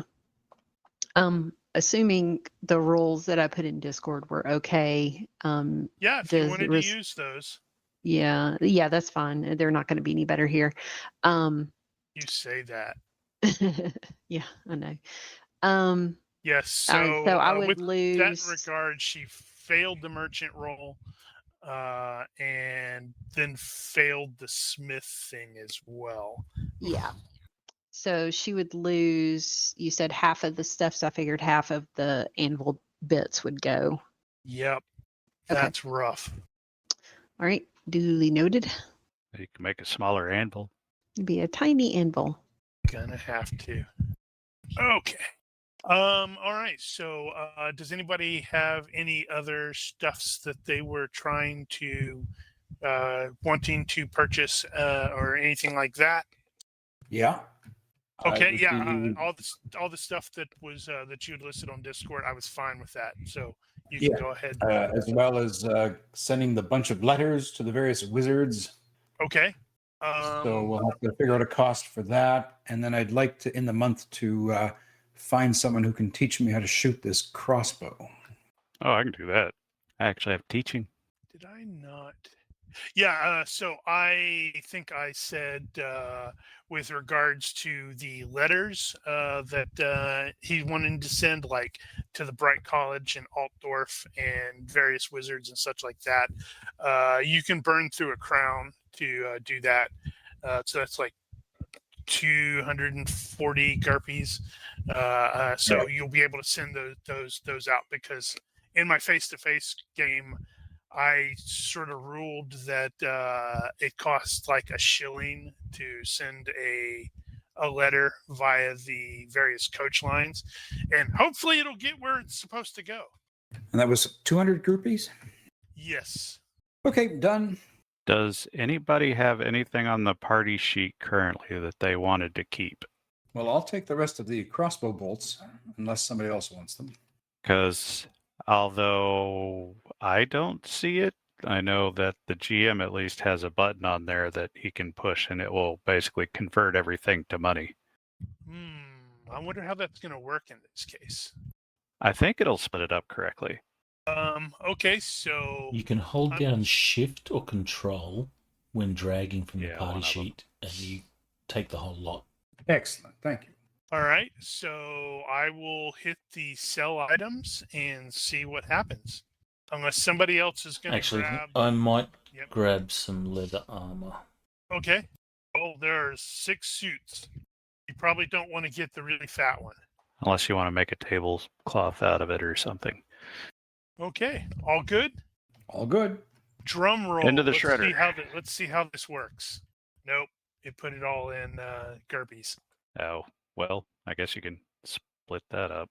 Yeah, I have to do maths. Actually, no, I don't have to do maths. I go over here to this thing that has the actual character sheets for Warhammer Fantasy, and I plug in 1599. Oh, that's cheating. Go gear, brass pennies, 1599, tab. That turns out to be 6 crowns, 13 shillings, 3 pennies. I think there's an option to distribute the money Yeah, I thought there was. evenly to the characters as well. Because I thought I had used that in Sea Dogs. Dungeon Fantasy has a 10% discount on the merchant roll. That's the distribute assignments and coins, I suspect. Sounds about right. But I'm not sure how it's going to actually work in this case. Is it going to actually split all of those correctly? Well, everyone note what you've currently got. Dang, I can't. I was hoping I could just can I jigger it that way? Oh, hey, I can. I can resize the party sheet and screen grab what it says everybody has. I've already screen grabbed. Oh, okay. Yours is better. This is also cheating. Bunch of cheating bastards. How is that cheating? Wow, Copper Tongue already has. Did you guys already put the rest of your money, or did you already spend it? I put my money in and marked down what I spent on like the helmet and shield and that kind of stuff. So all mine should be. I needed to rebuild the party inventory to get the proper stuff. Oh, yeah. That still seems odd, but okay. All right, so I'm going to hit the button and see what happens. I hit the button. Yay. Seems like it worked. It did not. It left 4 shillings and 3 pfennig in the. Well, it's probably the description. change. Yeah. Wow. All right. That's pretty cool. Yeah, we probably shouldn't actually have crowns, though. Something else to keep in mind. There's at least 2 PCs that have compulsive spending. 2? Really? Yep. It is. I believe it's Enfys and Soren, which actually totally works for Soren. It makes perfect sense why he's like never able to pay off his debt because he's like, oh crap, I spent all my money. I wanted to see what that compulsive spending is. This raises your cost of living. Oh, wow. Okay. That's going to be interesting because I wasn't sure if I was going to bother with the. How much does it increase the cost of living? It's where the hell did I just saw that? This raises your cost of living. Oh, it depends on what the self-control number is. I believe both of you have 12, so cost of living increases 20%. And if you make a merchant skill check, you are at -2. Okay. Yeah, so you guys are probably okay. Okay. Get to the actual adventure now, maybe. So 20% cost of living is 600, if I'm not mistaken. I'm just going to arbitrarily spend 1 gold crown. I'll do the same. I want to keep living large. In fact, I'm just going to shadow Soren, and it's like a scene in what was the comedy, Mr. Bean, where he was trying to out-eat somebody next to him at a table. I'm going to do the same thing. Well, that seems like a bad idea. That's going to cause a feedback loop because Soren's going to try and outdo you. So you guys are going to end up completely broke and like, where did you spend all your money? I was like, here and there. Yeah, you know it's speaking of that, there's actually an amusing rule in the Warhammer Fantasy setting, or Warhammer Fantasy roleplay in the 4th edition. They call it money to burn, and it's basically like after every adventure, so not session but adventure, you need to make sure that you spend all of your money and stuff like that, because when the next adventure starts, you've spent it all. And it's like, well, what happened to it? It's like, it was spent. You drank it. Some of it was stolen. You gambled some of it away, even though your armor was in badly need of repair. You spent it all on ale and whores. CERN definitely spent it a lot of his stuff on whores. Well, hold on. Let me check something, Christoph, with regards to the question. I shared those. Did I? Where is equipment? I thought I made that available. So Basic I mean, equipment. Basic Okay. equipment is, you should be able to. Player load is allowed. so I click on items. Is that where I go? And then I see a little Yes. chart, and it's Is there got like anything there? it's got arrow, bodkin, boots. It's got a few things, but not like Okay, not a full that's just list. going to be the stuff that I dragged and dropped. So you're going to need to go to the modules Okay. and look for Modules. the GURPS basic set dash equipment. I don't have that. I have mods, Yeah. effects. I don't have traits. Make Should sure be you're. third one down on the left. Warhammer Fantasy Calendar. Wow, you guys actually see that? Huh. I see basic mods. I see effects. I see calendar. I see traits and abilities, chases, and tables. Those are the Odd. only modules I see. Well, that's weird because it says that player load is available. Do I need to Um, click on something? Let me try again. It was showing up for me. Then again, I might have downloaded it at one point. Well, if the GM is set it Oh, with the little Okay, hold on. So then I click on activation, yes, load equipment. Now I see it. Load basic set spells. equipment. Yes. Oh, okay. You were looking at that other screen. Now I see it. Okay. Okay, Huh. so most of the Items. stuff should be in there. If it's not, make a list and maybe Okay, send it to me cool. through Discord, and I can add it on there. All right. Thank you. Sorry for interrupting. No worries. Okay, so it is early spring as you are passing through the Artisans Quarter, not far from the Tufel River, and suddenly the weather just turns foul. It's like unexpected squall. It's raining super hard. It's got like a heavy driving rain. So it's like most everybody scatters and goes for some sort of cover and sort of to wait it out. So you've got people who are like that are actually out there selling stuff. They're like quickly throwing tarps over the stuff. And as the lot of you are, looking around trying to maybe escape the rain or something like that, you will hear a voice calling out.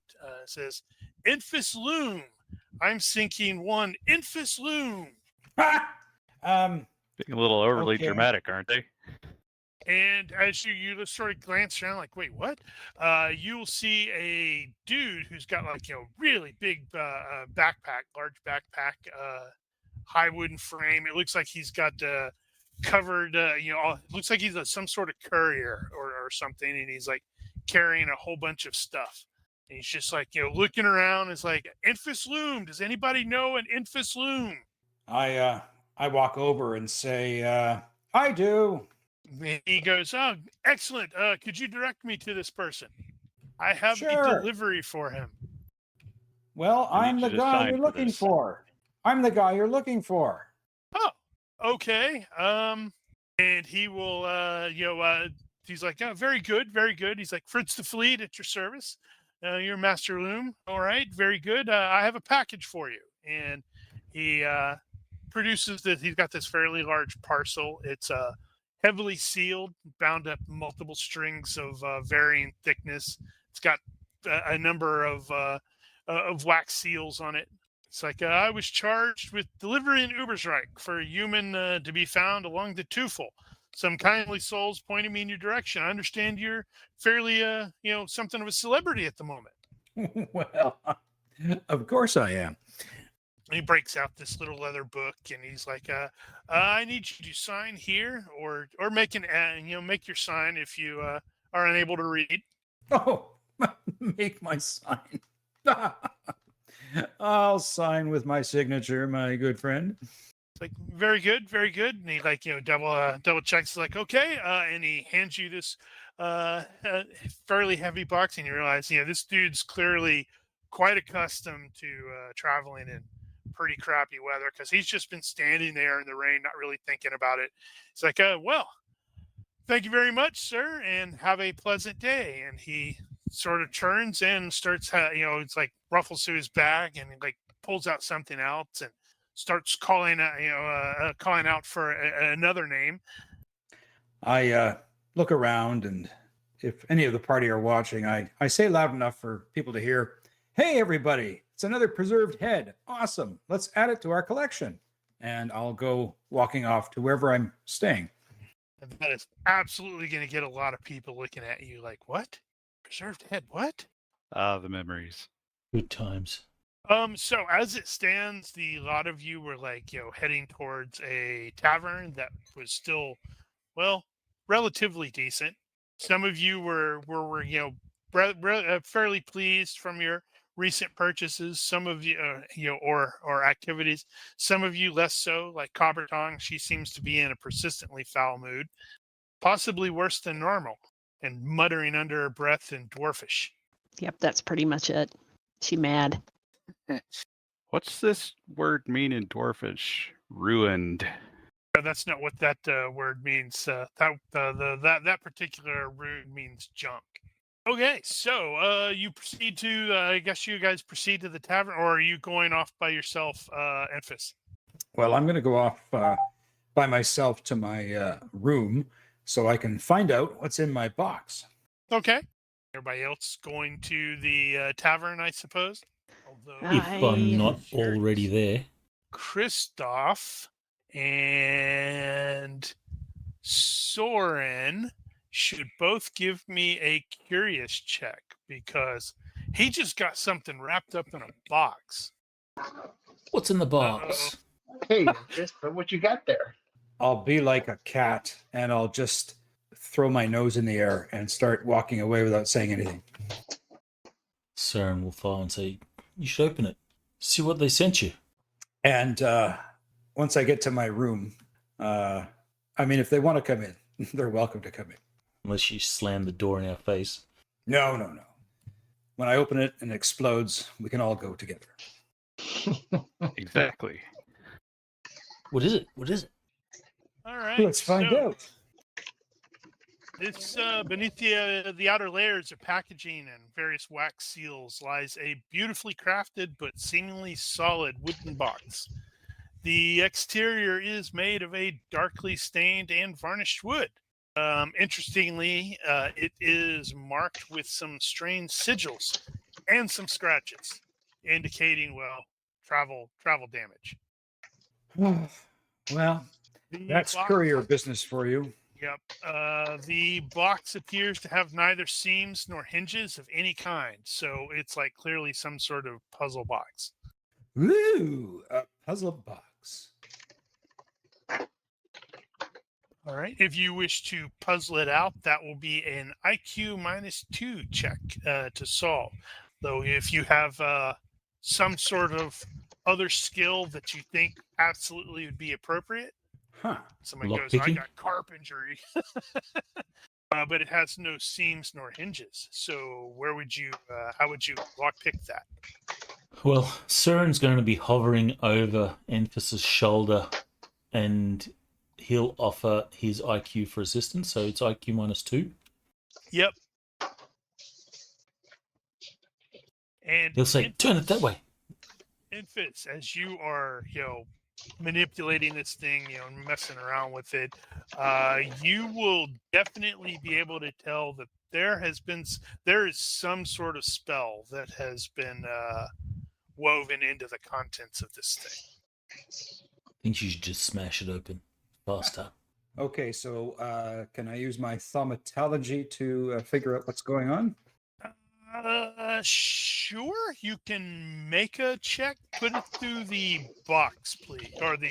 I need to stop saying box. It's a skull. Since Cern has the skill, he'll roll as well. Soren is not aware that it's magical. Infus is. You're like, it's tantalizingly familiar, but you're not entirely sure what it is. It could be. And then, in your head, you start listing the various things that it could be, and it's a pretty long list. It's like, oh, well, this thing could be, it could explode. It could just be a warning. It could be a protective thing, not a protective thing. I guess it'd be a protective thing, and so on and so forth. Okay. Do I get a bonus to my IQ for this roll? Yes, based off of his success, you will be +1. So I guess it'd be just -1, IQ -1. Whoa. Woo-hoo. You tried to fail, bro, by 0. All right. So somehow Soren was actually useful in that case. So that's kind of suspicious. How does he know about these puzzle boxes? He's probably thinking, I stole one of these once and it got me into a lot of trouble. So you play around with it, and you are able to find a series of really, really cleverly concealed panels that sort of slide out, and then the whole thing will finally open and unfold. And you're like looking at it, you're like, wait a minute, because there are like 4 really tightly sealed jars filled with something. There's a small urn that has a lid that is rather ornately carved, but it's like in the head of a jackal with the lid. And the jars themselves are all marked with like sigils that look like they were and probably smell a little bit like they were marked with or drawn with blood. And you will also see a small pouch that as you glance at that contains worryingly really small finger bones. This is curious. Okay, once again, what could I do out of my skill base? Occultism, thaumatology. Sure, you can Give do me- occultism, but thaumatology would work, whichever. Both of those would work in this case. In the skull? Sure. In the skull. I totally dig the skull. So let's see. So, as you're looking at the urn, you are sort of like vaguely. It reminds you of a far distant. Now I got to say this word, Nehekara. It's like an ancient empire that's like mostly gone, but it is obsessed with the dead, which kind of implies that this may have something to do with necromancy, which is not good at all. Fascinating. And unsettling. Yes, because, possession of necromancy stuff is like, sorry, if a witch hunter finds that out, you're going straight to the pyre. But you don't know what any of this stuff is. Maybe you need to open it. Well, now. I mean, you've got some jars, you've got an urn, you've got some little itty bitty finger bones. This is all very curious. Who did you piss off? And why would they be sending you something like this? Oh, probably to set me up, hoping that someone would see me with this in my possession. I suspect this is none other than the works of my nemesis. That seems like, maybe. You have a nemesis? I have a nemesis. So this is really complicated. I mean, is he that smart? Well, I don't know. He could be that dumb. Yes, Soren, I have a nemesis. This is a story I want to hear. His name is Hans Peter Schiller. I actually want to find another nemesis so I can start saying nemesi. Back to the point. I think that's Nemesis. Or nemesis. says a voice from the ether. However you pronounce it, one's enough for now.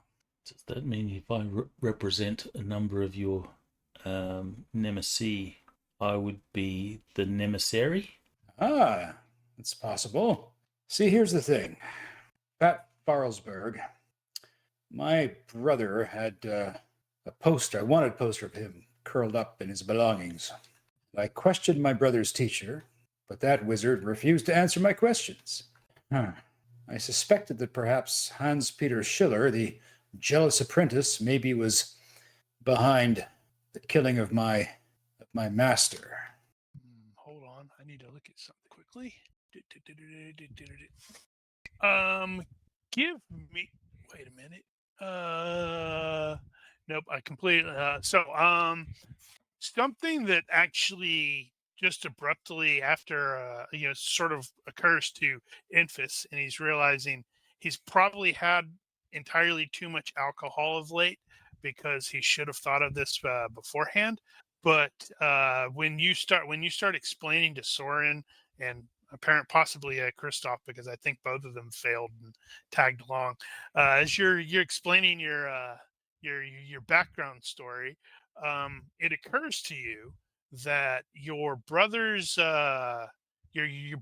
mentor is a woman, and she's kind of blonde, and she has mismatched eyes. Aha. Oh, that sounds like the woman that turned up to Fat Farlesberg that month back. Dang. That's right. I just realized I screwed something up on my. I was about to share the image, and I'm gonna go ahead and share the image because Infus has actually interacted with her, but that last name is wrong. It's supposed to be an N at the end. It's Herzen, not Herzer. It's like, damn it. See, I knew she was gorgeous. She was also kind of creepy. Well, maybe I'm into creepy gorgeous. Maybe. I mean, I'm holding a box with tiny bones and strange vials of liquids. So Soren has impulsive. You're not sure. Not creepy unless you start licking it. Actually, the jars they don't feel like they're liquid. At least one of them seems to be more something else. It's not liquid. Something solid, but like sand or something like that. Yeah, you were saying Soren has impulsive? Yeah, Soren has impulsive, so I imagine that means he's somewhat ADHD. So he's quickly losing interest in this story that's being told, and he just says, all right, so what does all this mean? I have no idea. I got to find out who sent this to me. Let's go find the delivery guy, the ups dude. It's a good idea. Why didn't I think of that when he gave me the damn box? Or you've also got the boxes or the wrapping itself. Return to sender address? Can you actually read, Soren? Yes, he can. Reichspiel.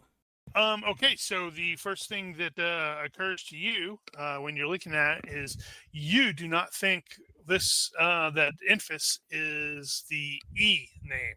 It's like kind of smeared out like it's been rain, but it looks like it's E something gloom, but it's probably not Infus loom. I wonder if I'm going to get charged for opening somebody else's mail.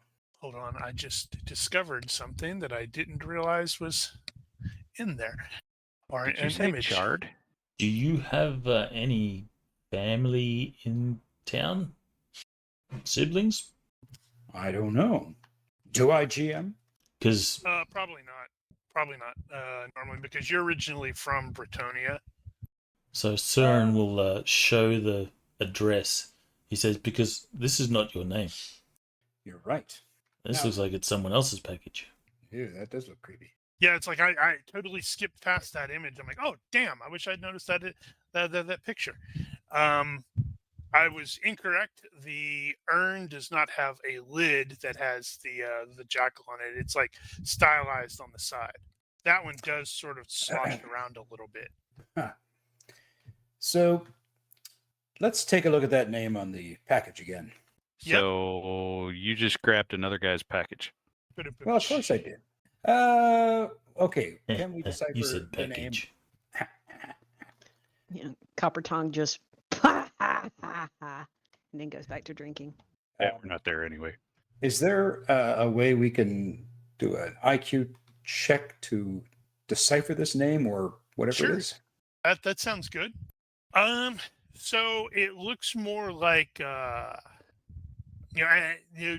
definitely starts with an E, but it seems like it's like only 4 letters instead of yours. It doesn't look like it has a Y. Maybe Elky or Inky.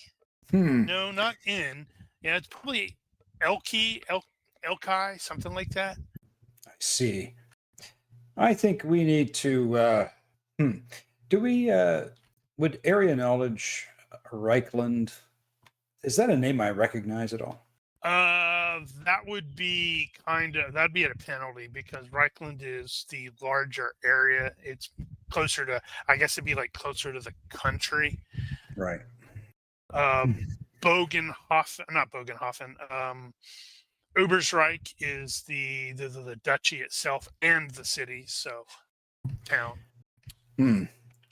I think we need to start asking around to find out who in this town has the name Loom. We can eliminate me. Cern, without really thinking, being impulsive, will grab the wrapper. He says, "I'll find out," and he'll head over to the. We're in the tavern, right? I think you and Christoph and Infis are in Infis's room. Right. And I think Jorg and Copper Tongue are like downstairs in the ale house. I'm gonna find out, and then Cern will head downstairs, go to the innkeep because the innkeep is the trader of information, of all knowledge, Okay. and he'll say, "This name here, is this familiar to you at all?" Where's that at? Thought I had it. I have bartender, and I know I have an innkeeper on here somewhere. There's an innkeeper. Okay, Well, so let's see. Bartender is the guy who's probably asking, not the innkeeper. Well, he'll ask both if there's one of each in this Whoever's place. there. Okay, yeah, let's see. Let's see what he finds out. Wow. Yeah, okay, so he doesn't know a dang thing. Isn't that the wizard guy or the wizard's apprentice that was with the bandit slayers? Sure, I think so. Maybe. You're the guy that's supposed to be in the know. Yeah, he's like with you. And I'm standing right there. Oh, you're talking about us. Yeah, that's who that is, right? Sure. I lean into Soren and say, "Let's find I whisper this. Let's find a smarter bartender." Well, if you have Streetwise, you can probably use that and spend some time doing this stuff.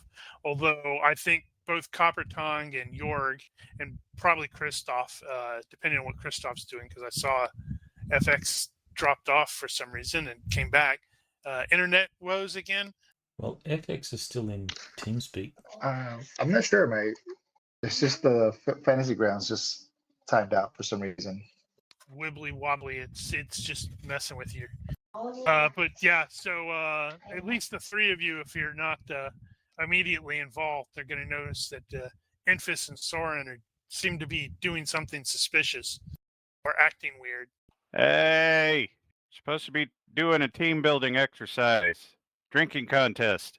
All right, you're next on the trust fall. And we just don't tell him that he's supposed to fall backwards, not forwards. Well, if he drinks enough, you know he's going to fall one way or the other. Actually, that might not be true because he's got alcohol tolerance. I don't know Yeah, what that how much does. is enough is another matter. So, I think, do you have Streetwise there, Ronky? I do. I think Christoph also has it.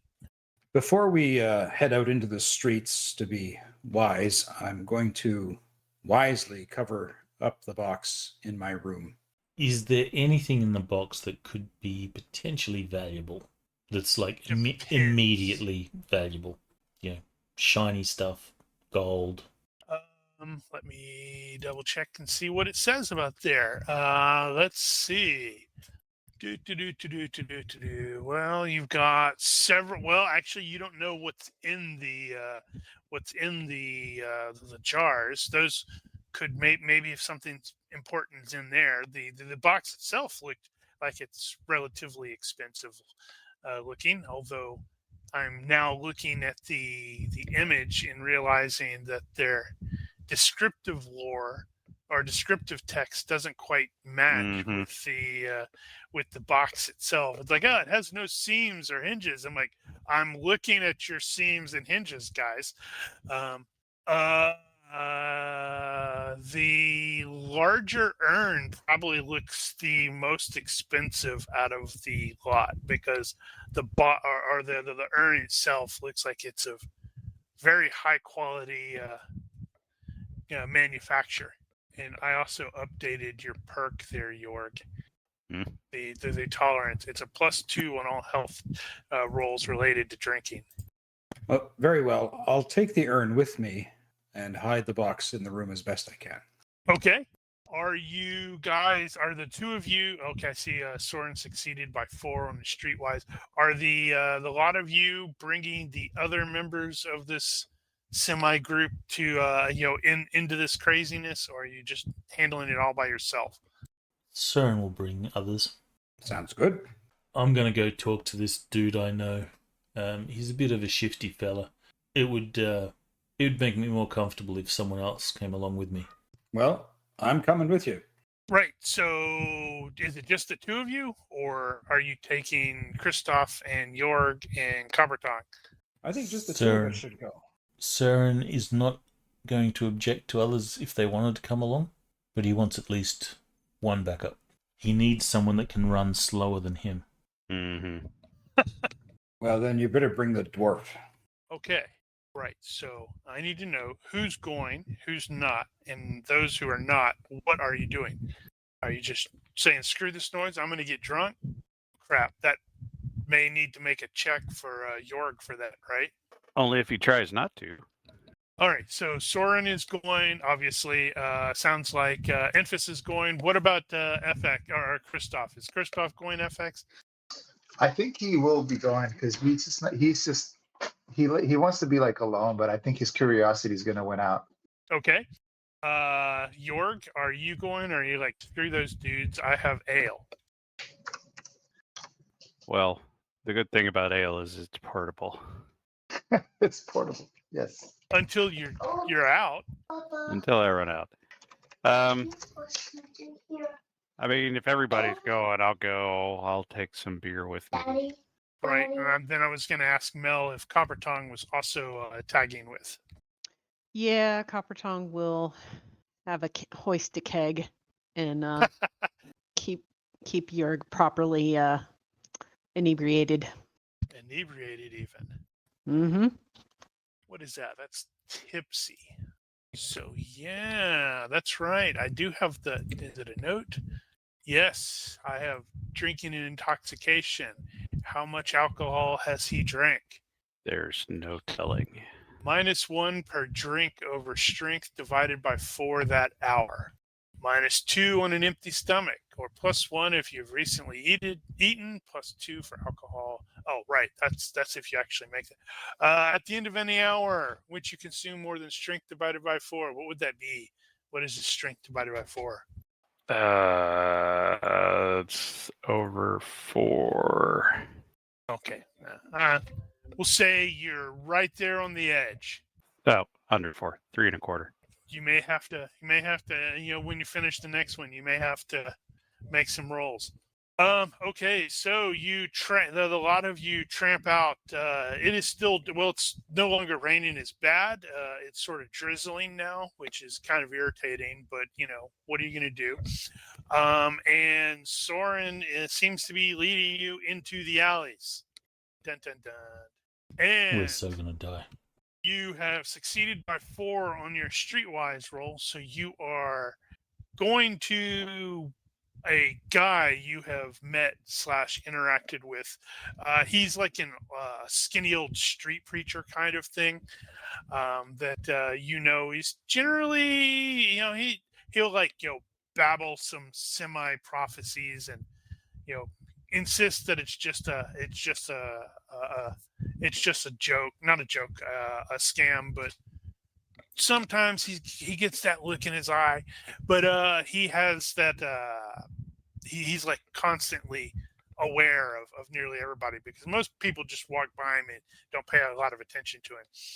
And you get there and he is sitting out there where he normally is, in the rain. He's got a battered looking hat, some raggedy clothes, got a little bowl in front of him for donations. He looks up at your approach and just sort of waits. Cern will drop in 5 pennies. He's going to look at the pennies and say, "Those are 5 very small pennies." And Enfys will immediately drop a shilling. "I like your friend much better. How can I help you, friend?" As that shilling just sort of disappears into his grubby clothes. Would this name be familiar to you at all?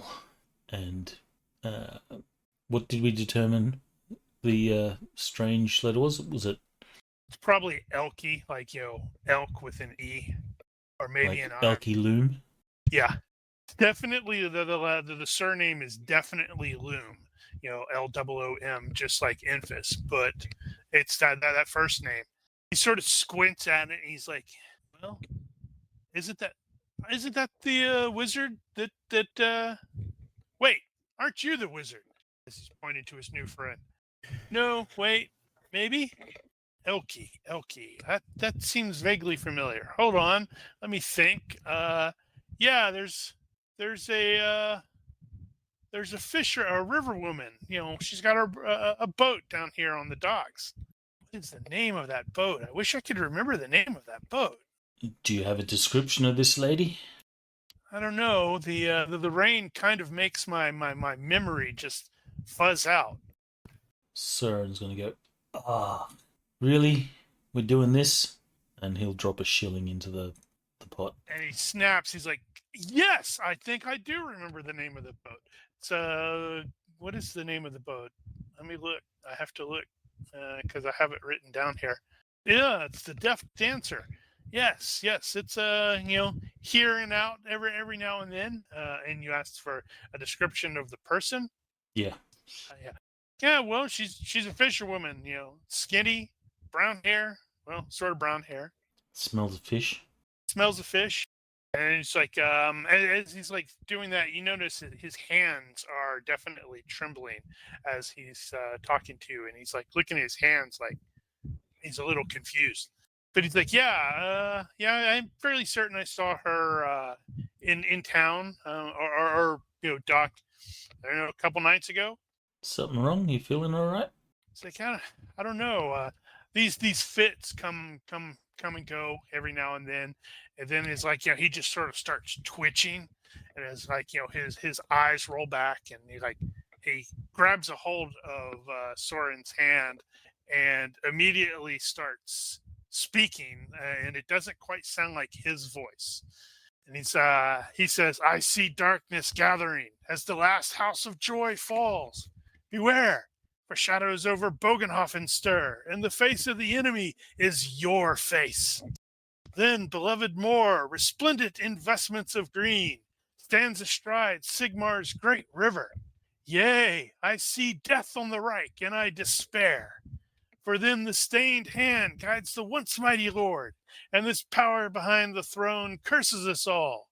Lo, the horned rat then claims the broken king atop his throne of lies, and the white walls fall, leaving our empire in ruins. Tremble in fear, ye mighty, for the end times have come." And then he sort of, and just sort of collapses. He's like, Soon as the cutscene ends and Soren can act, his reaction is to be immediately punch the guy in the face. as the guy is shaking uncontrollably with like foam at his mouth, and you're like, Yeah, so this is freaking Cern out. As soon as he's done his thing, Cern punches him in the face and steps back and goes, "What the fuck was that?" There, Soren. No need to get violent with this poor fellow. And Emphas will reach in and retrieve his shilling. Cern's going to be like looking at his hand. You know, he's considering his whatever that was. Is it contagious? maybe he was just giving you a new dooming. I don't know. He did So, seem to be intentionally talking to you, Soren, not to the party, but to you. Emphas will just check his breathing, make sure he's actually, alive. Yep. So for the players, it's definitely like almost an epileptic. I can't say that word. It's a fit, but he does not look like he was faking it. So unless he's really good, which is entirely possible. So, are you okay, Soren? And I No, I'm not okay. I start to shuffle him out of the alleyway or the street to get some air into his face. That sort of shit just doesn't happen every day. Well, either that or he's a really good actor. You're the magic man. What sort of bullshit was that? The magic man. You're now the magic man, Infus. Well, I can either What does roll the on magic occult- man say? I can roll on occultism. I can roll on thaumatology. And Cern's going to say, and he touched me. Am I going to be okay? Or am I going to freak the fuck out like that? So, I ate all that dire wolf meat and I haven't turned into a wolf yet, right? So, I suspect you'll be just fine. Not that you were fine before, but you're fine. I suspect with regards to your question there, Nosh, occultism would probably be the most appropriate. In the skull or out of the skull? You can do it out. I'm fine. Wow. Ha! By 6. That's a pretty good roll. Infus is like all the other humans is definitely aware that prophecy does exist. I mean, you've all been gone. Well, most of you've gone through the dooming, and maybe it was like that. I mean, it's not completely out of the question that random nobodies on the street occasionally have prophecies and speak craziness and warn you of dire events looming in the horizon. Yeah, but it's not common. No, it's not common. It's probably kind of. I mean, what he probably found most weird is the guy seemed relatively fine until he started until he actually touched Soren, and then he like sort of spazzed out.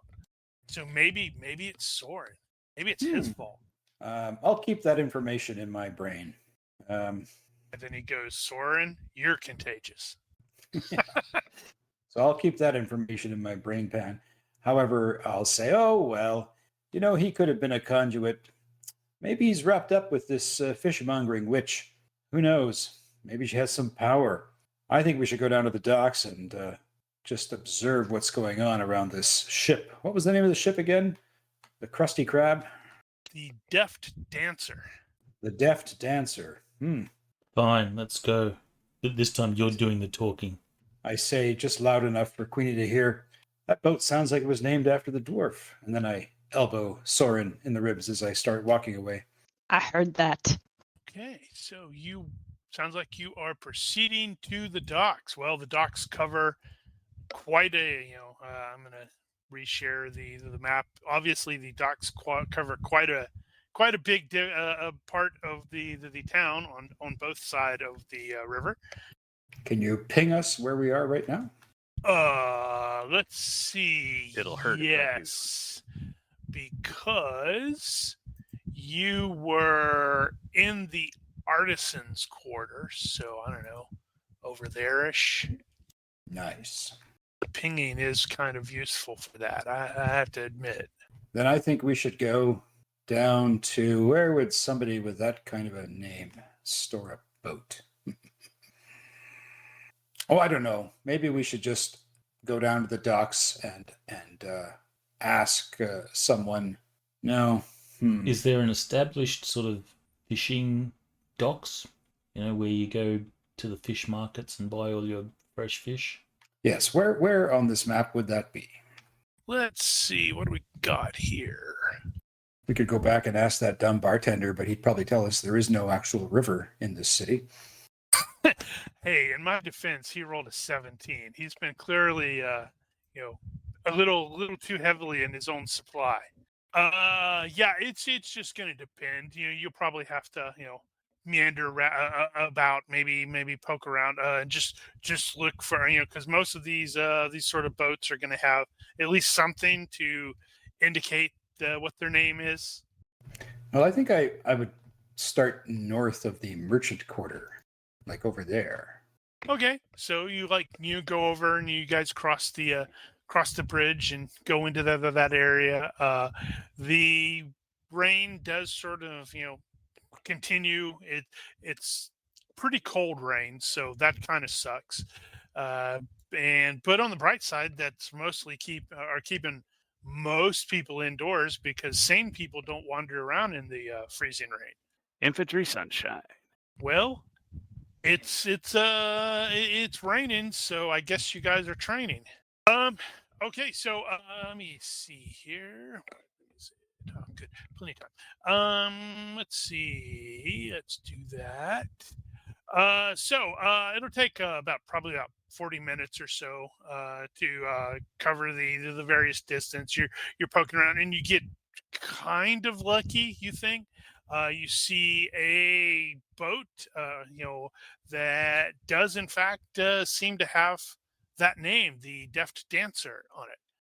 There is a woman who is mostly pacing, like back and forth in front of the ramp that's secure, or back and forth, not the ramp, but back and forth where her boat is tied off to the docks, and she has a very anxious look on her face as she's pacing back and forth. She could use a drink. Can I sense any magical ability with her? I think unless someone was actively casting, I'm gonna have to check. I think you have to touch them, but I'm No, not positive. you need aura. You can't just touch someone to see if they're a spellcaster. That's only for magic items. Right. Okay, so I'm gonna have. Is aura a spell? I believe Yeah. it is. Then that is going to be one I think that is available to everyone, regardless of college, because in Warhammer Fantasy, in WFRP, they have an ability. I'm trying to remember, or the talent that lets you see that sort of stuff. Second Sight, I think it's called. And it sounds like aura basically works similar. I will consult. I will make that as a note, and I will let you know afterwards. And in the event that Infus wishes to look into that later. Yeah, I'm just curious. Right. I have made the note. I will check into that after the game. Okay, so you are fairly certain the lady who it looks like she is waiting for something that hasn't seemed to have arrived may be the person that this thing was directed to. Okay. Well, let's not all just charge over there and go. Yes. Are you? Throw some water in her face. Yeah. So I'm Excuse going me, to I pull, got your necromantic thing. Yeah, I'm going to pull everybody aside and just say, hey, everybody just scram a little bit. And I look at Soren and say, well, that's the boat and there's the woman. And I have this. And I pat the container. What do you think? Hello, miss. I seem to have accidentally grabbed your package. Right. We We don't get anywhere by just standing around, doing nothing. I have a cunning plan. Well, actually, he'll say, well, Emphas, we're not here to fuck spiders. Go talk to this woman. We could do that, or now that we know where she is, we could package everything up again and bring it to her and pretend to be the courier. We could. I'm curious as to what it's all about. Or do we go to the directorate? Well, I'm not really one for subtly in this situation. You know what? This is a time to roll impulsiveness. Oh yeah. Oh, My yeah. god. How many impulsive characters do we have? We're sending the two impulsive The hell with it. people I'm to Soren and Enfys are the ones that are going forward, and they're the impulsive ones. So I fail my impulsiveness check. That's why we're here. I say to Soren, yeah, forget that. Let's just go over there and talk to her. Besides, she's a fisherwoman. How bad can she be? Precisely. And then I kind of whimper. So I'll walk over to her. Okay. She notes your approach, but doesn't seem to, it's like, who are you, or something like that. Just continue. Gives you a random nod and keeps on, but once she sees that you're not like carrying anything, continues to pace and look around for someone else. Hi there. Sorry to bother. Would you happen to be Elke Loom? And her head's gonna snap around and look at you, and it's like, I may be. Well, I hate to be the bearer of distressing news. However, I believe I received a package that was meant for you. And you and I share the same last name, and weirdly enough, almost the same first name if the ink on a package is blotted out. Oh, okay. To Then prove you what I'm have telling my you, package. to prove to you that I'm being honest, I withdraw the one thing from the box and say, is this something you were expecting? Okay, so do I have And her face melts off. She goes very, very pale, and her, her eyes widen, and give me, it'll be both Soren and Enfys. Give me a hearing-based perception check in the box, please. In the skull, Nice. please. Nice. Soren, you will hear, you can just barely make it out as she murmurs. It sounds like she's not particularly happy, but she's he opened it, and she sounds horrified. And let's see. Cern will say, yeah, we opened it. I have to. Oh boy. Wasn't quite expecting bluntness. I need to keep that in mind. This group is not subtle in any capacity. Way to go. That's perfect. That's not the right one. No, we're definitely not subtle at all. That's our band of brothers name, the Subtle Company. It's really not. It's not even a fake one. Damn it! I can't find the thing I'm looking for now. Is that the one? No, that could work. Did it sound like she was talking to herself, or she was whispering Yes. it to someone? Okay. Talking to herself, and sounded very surprised and, like I said, horrified. And naturally, I am not finding what I am looking for. That could work. I don't hold any particular grudges, and I'm not all that concerned, but I am curious why you would be receiving a box of necromantic stuff. Or did we just And- release a horrible disease in the city? And Cern will turn to Enfys. It was necromantic stuff, right? Yes, it was. At least it looked pretty necro to me. Y'all are gonna get everybody killed.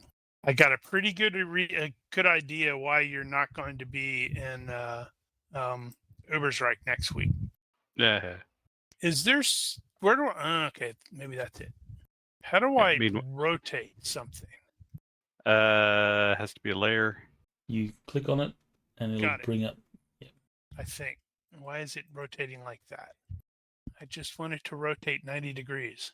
You're spoiling the surprise of the tactical map. Okay, so let's see here. I got to figure out no, I'm not going to do that. She's going to snatch the thing from you unless you try to hold on to it, and urgently whisper, keep your bloody mouth shut, or keep your bloody voices low. The witch hunters will come out here. They will burn everyone. Ooh, a quick contest of dexterity. Is that what I hear? Oh boy. Okay. Ah, This is based off 12. ah. So unless, yep. And she's like, "Where's the rest of it?" He'll go mad if I don't have the rest. Who's he? Keep your mouth quiet. Okay. Who's he? Doesn't matter. Where is the rest? And, how much do you want for it? And then go away. No. Oh. You could be my long lost sister. Like, what's going on? Let's go on your boat and talk about it. I'm sure that's safe. Nobody said anything about boats. Soren, can you snatch it back? Yeah, that's it. You guys are going to fight over it, drop it, it breaks open, and then the disease hits the city. Okay, I have to adjust something. I just love the idea that there's this switching of snatching it back and forth. I'm sorry, hold on. Necromed, the what? Yeah, Soren's gonna try and snatch it back. Yes! Critical fail. Ooh. Okay, off of 12. And he'll say, So that's tied? defender wins. Or actually, if it's a regular contest, we both sit there holding it, Perfect. fighting over it. Perfect. And we need to find some way to break it because that would be hysterical. Mm-hmm. And I'm certain nothing bad will come of that. And Ooh. as we're fighting over it, Soren will say, "Hey, hang on, we didn't give this to you yet." And if they're now both their hands are on it, I'm going to put my hands on it. Something's going to explode here in a second, I think. This is going to be awesome. Wait till the city watch come over. What's going on here? Let's see. Does anybody have unluckiness? No. I don't think so, because that would be kind of funny. I like your idea there, Ronky. Give me a universe reaction roll. I want to see if you can screw everything up. Is that good or bad? Universe is Cold and indifferent. Does not care. I'm feverishly trying to... Hey, that worked nicely. Okay, cool. Ah, I saw almost attack map. Yeah, I hit the wrong button. I'm like, yeah, of course I did. Fight. Yeah, I suspect I'm probably going to end up hitting the pause button and say, for next week. Well, because naturally, PCs did something that I wasn't quite expecting. I was sort of expecting, but not quite expecting. Okay, so I do So not have as we're all everybody sort of on here. As we're all struggling with this map, Soren's going to say, "All right, everyone settle down. Just give us the thing back, and we'll go talk about this quietly." Okay, so on this map, where are the other PCs? If the Probably not two- right next to him. the two, because they said hold up here. So the two nut jobs are down there. Our impulsive nuts are causing that. I'm thinking maybe up here where it's like it's a little elevated, so you're like leaning on the railing to see what's going on. Oh, well, I was thinking closer than that, but whatever. I don't care what you were thinking. Yeah, Queen is not watching. She doesn't really care. She's got her keg. She's going to drink. Mm-hmm. Plus, you were sort of drinking. All right. Did it set the stupid things at 80% again? I don't remember if I have that turned off or whatnot. 100%.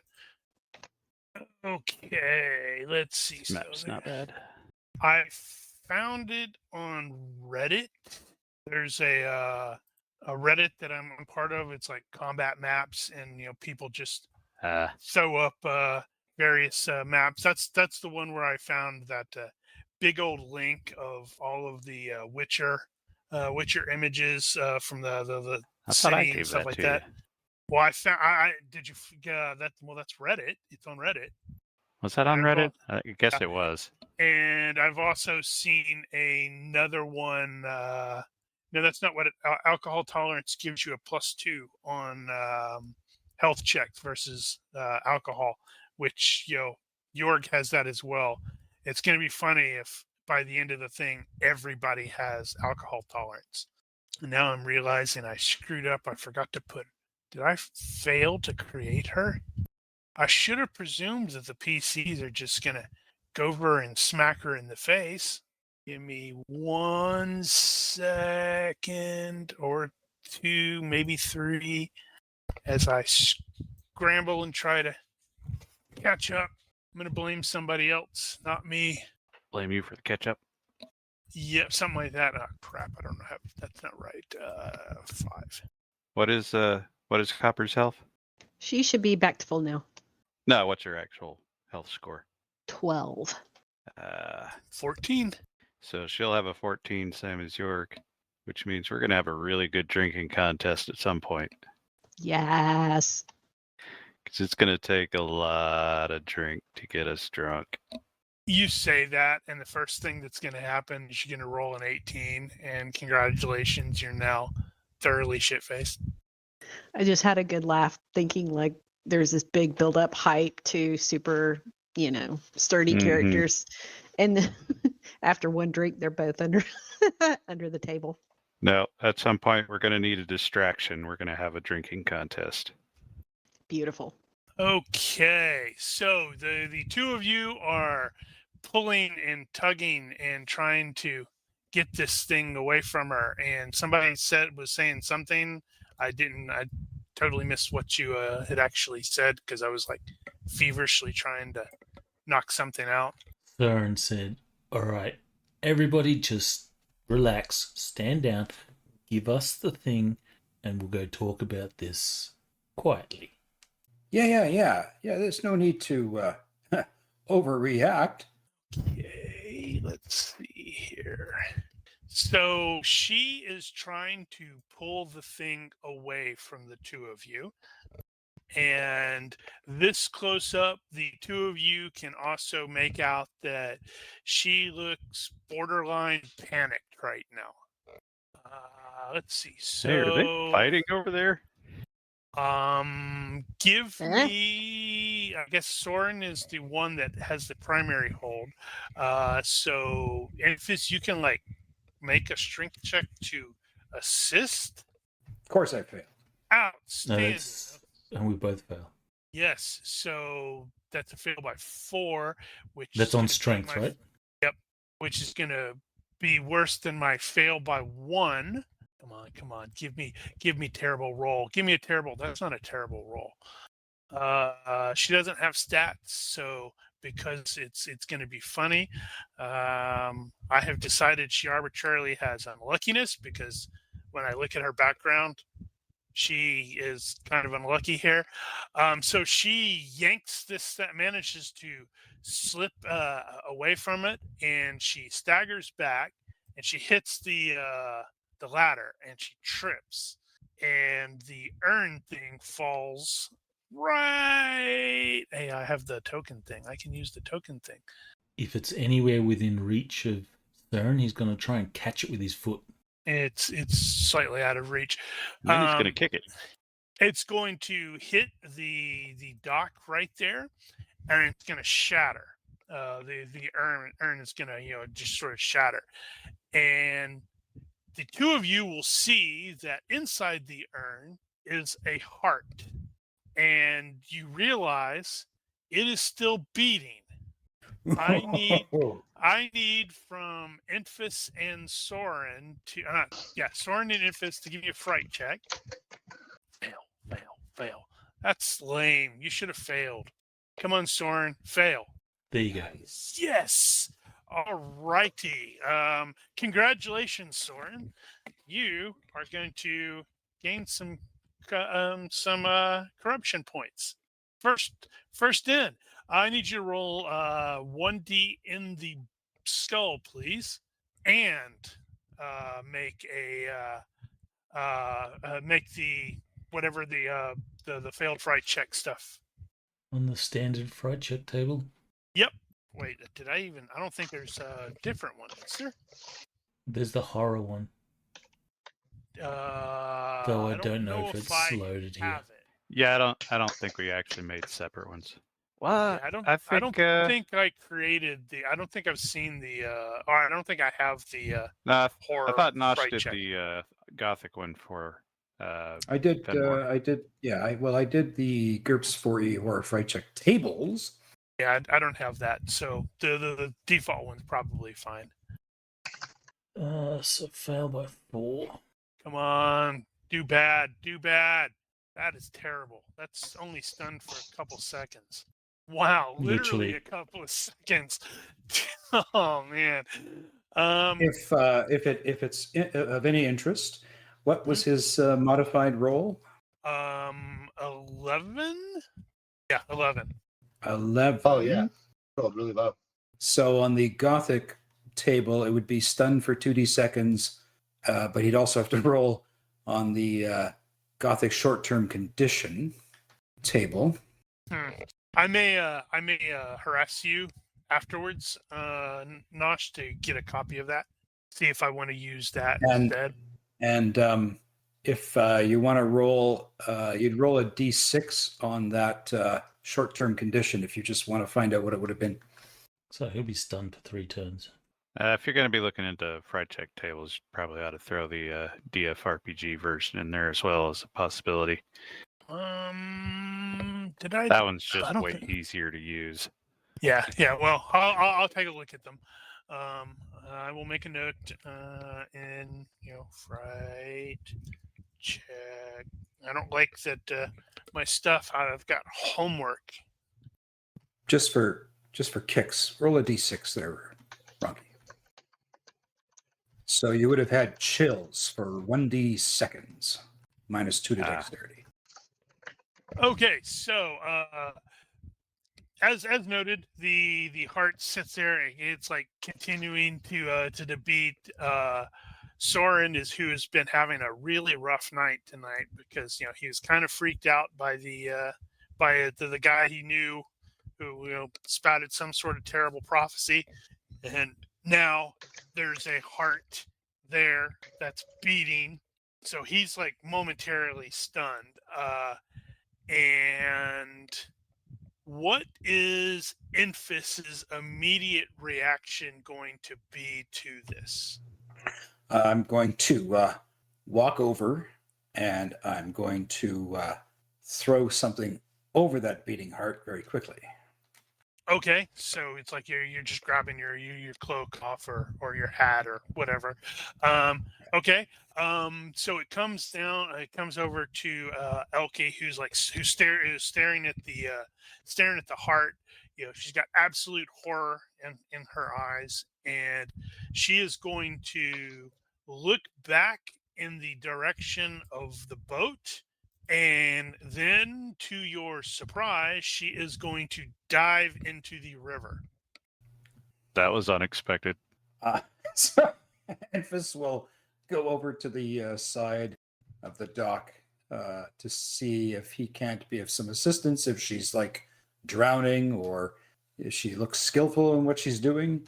Yeah, so as you're doing that, the door to the in this particular area is flung open, and a man is standing there, and I couldn't quite get the expression to work correctly, and obviously you don't know his name, but the expression on this guy it should be like he's like absolutely livid as he like stands there and he like shouts at the two of you. He's like, "You dare!" And even though you don't have any of the various spells or anything like that, Enfys can absolutely feel magic boiling off of this guy. And to avoid a super long, a battle that ends up taking her, way past time, we're going to fade to black there. We're going to cue the music, and we are going to roll the credits for tonight. So if you are watching or listening to this and you have any comments, questions, complaints, or general heckling, feel free to leave a comment here or find us on Discord. Please consider liking and subscribing to our YouTube and Twitch channels. Or don't. I'm not your dad. Anyway, thank you for watching. Olympus out. See ya. Bye. See you.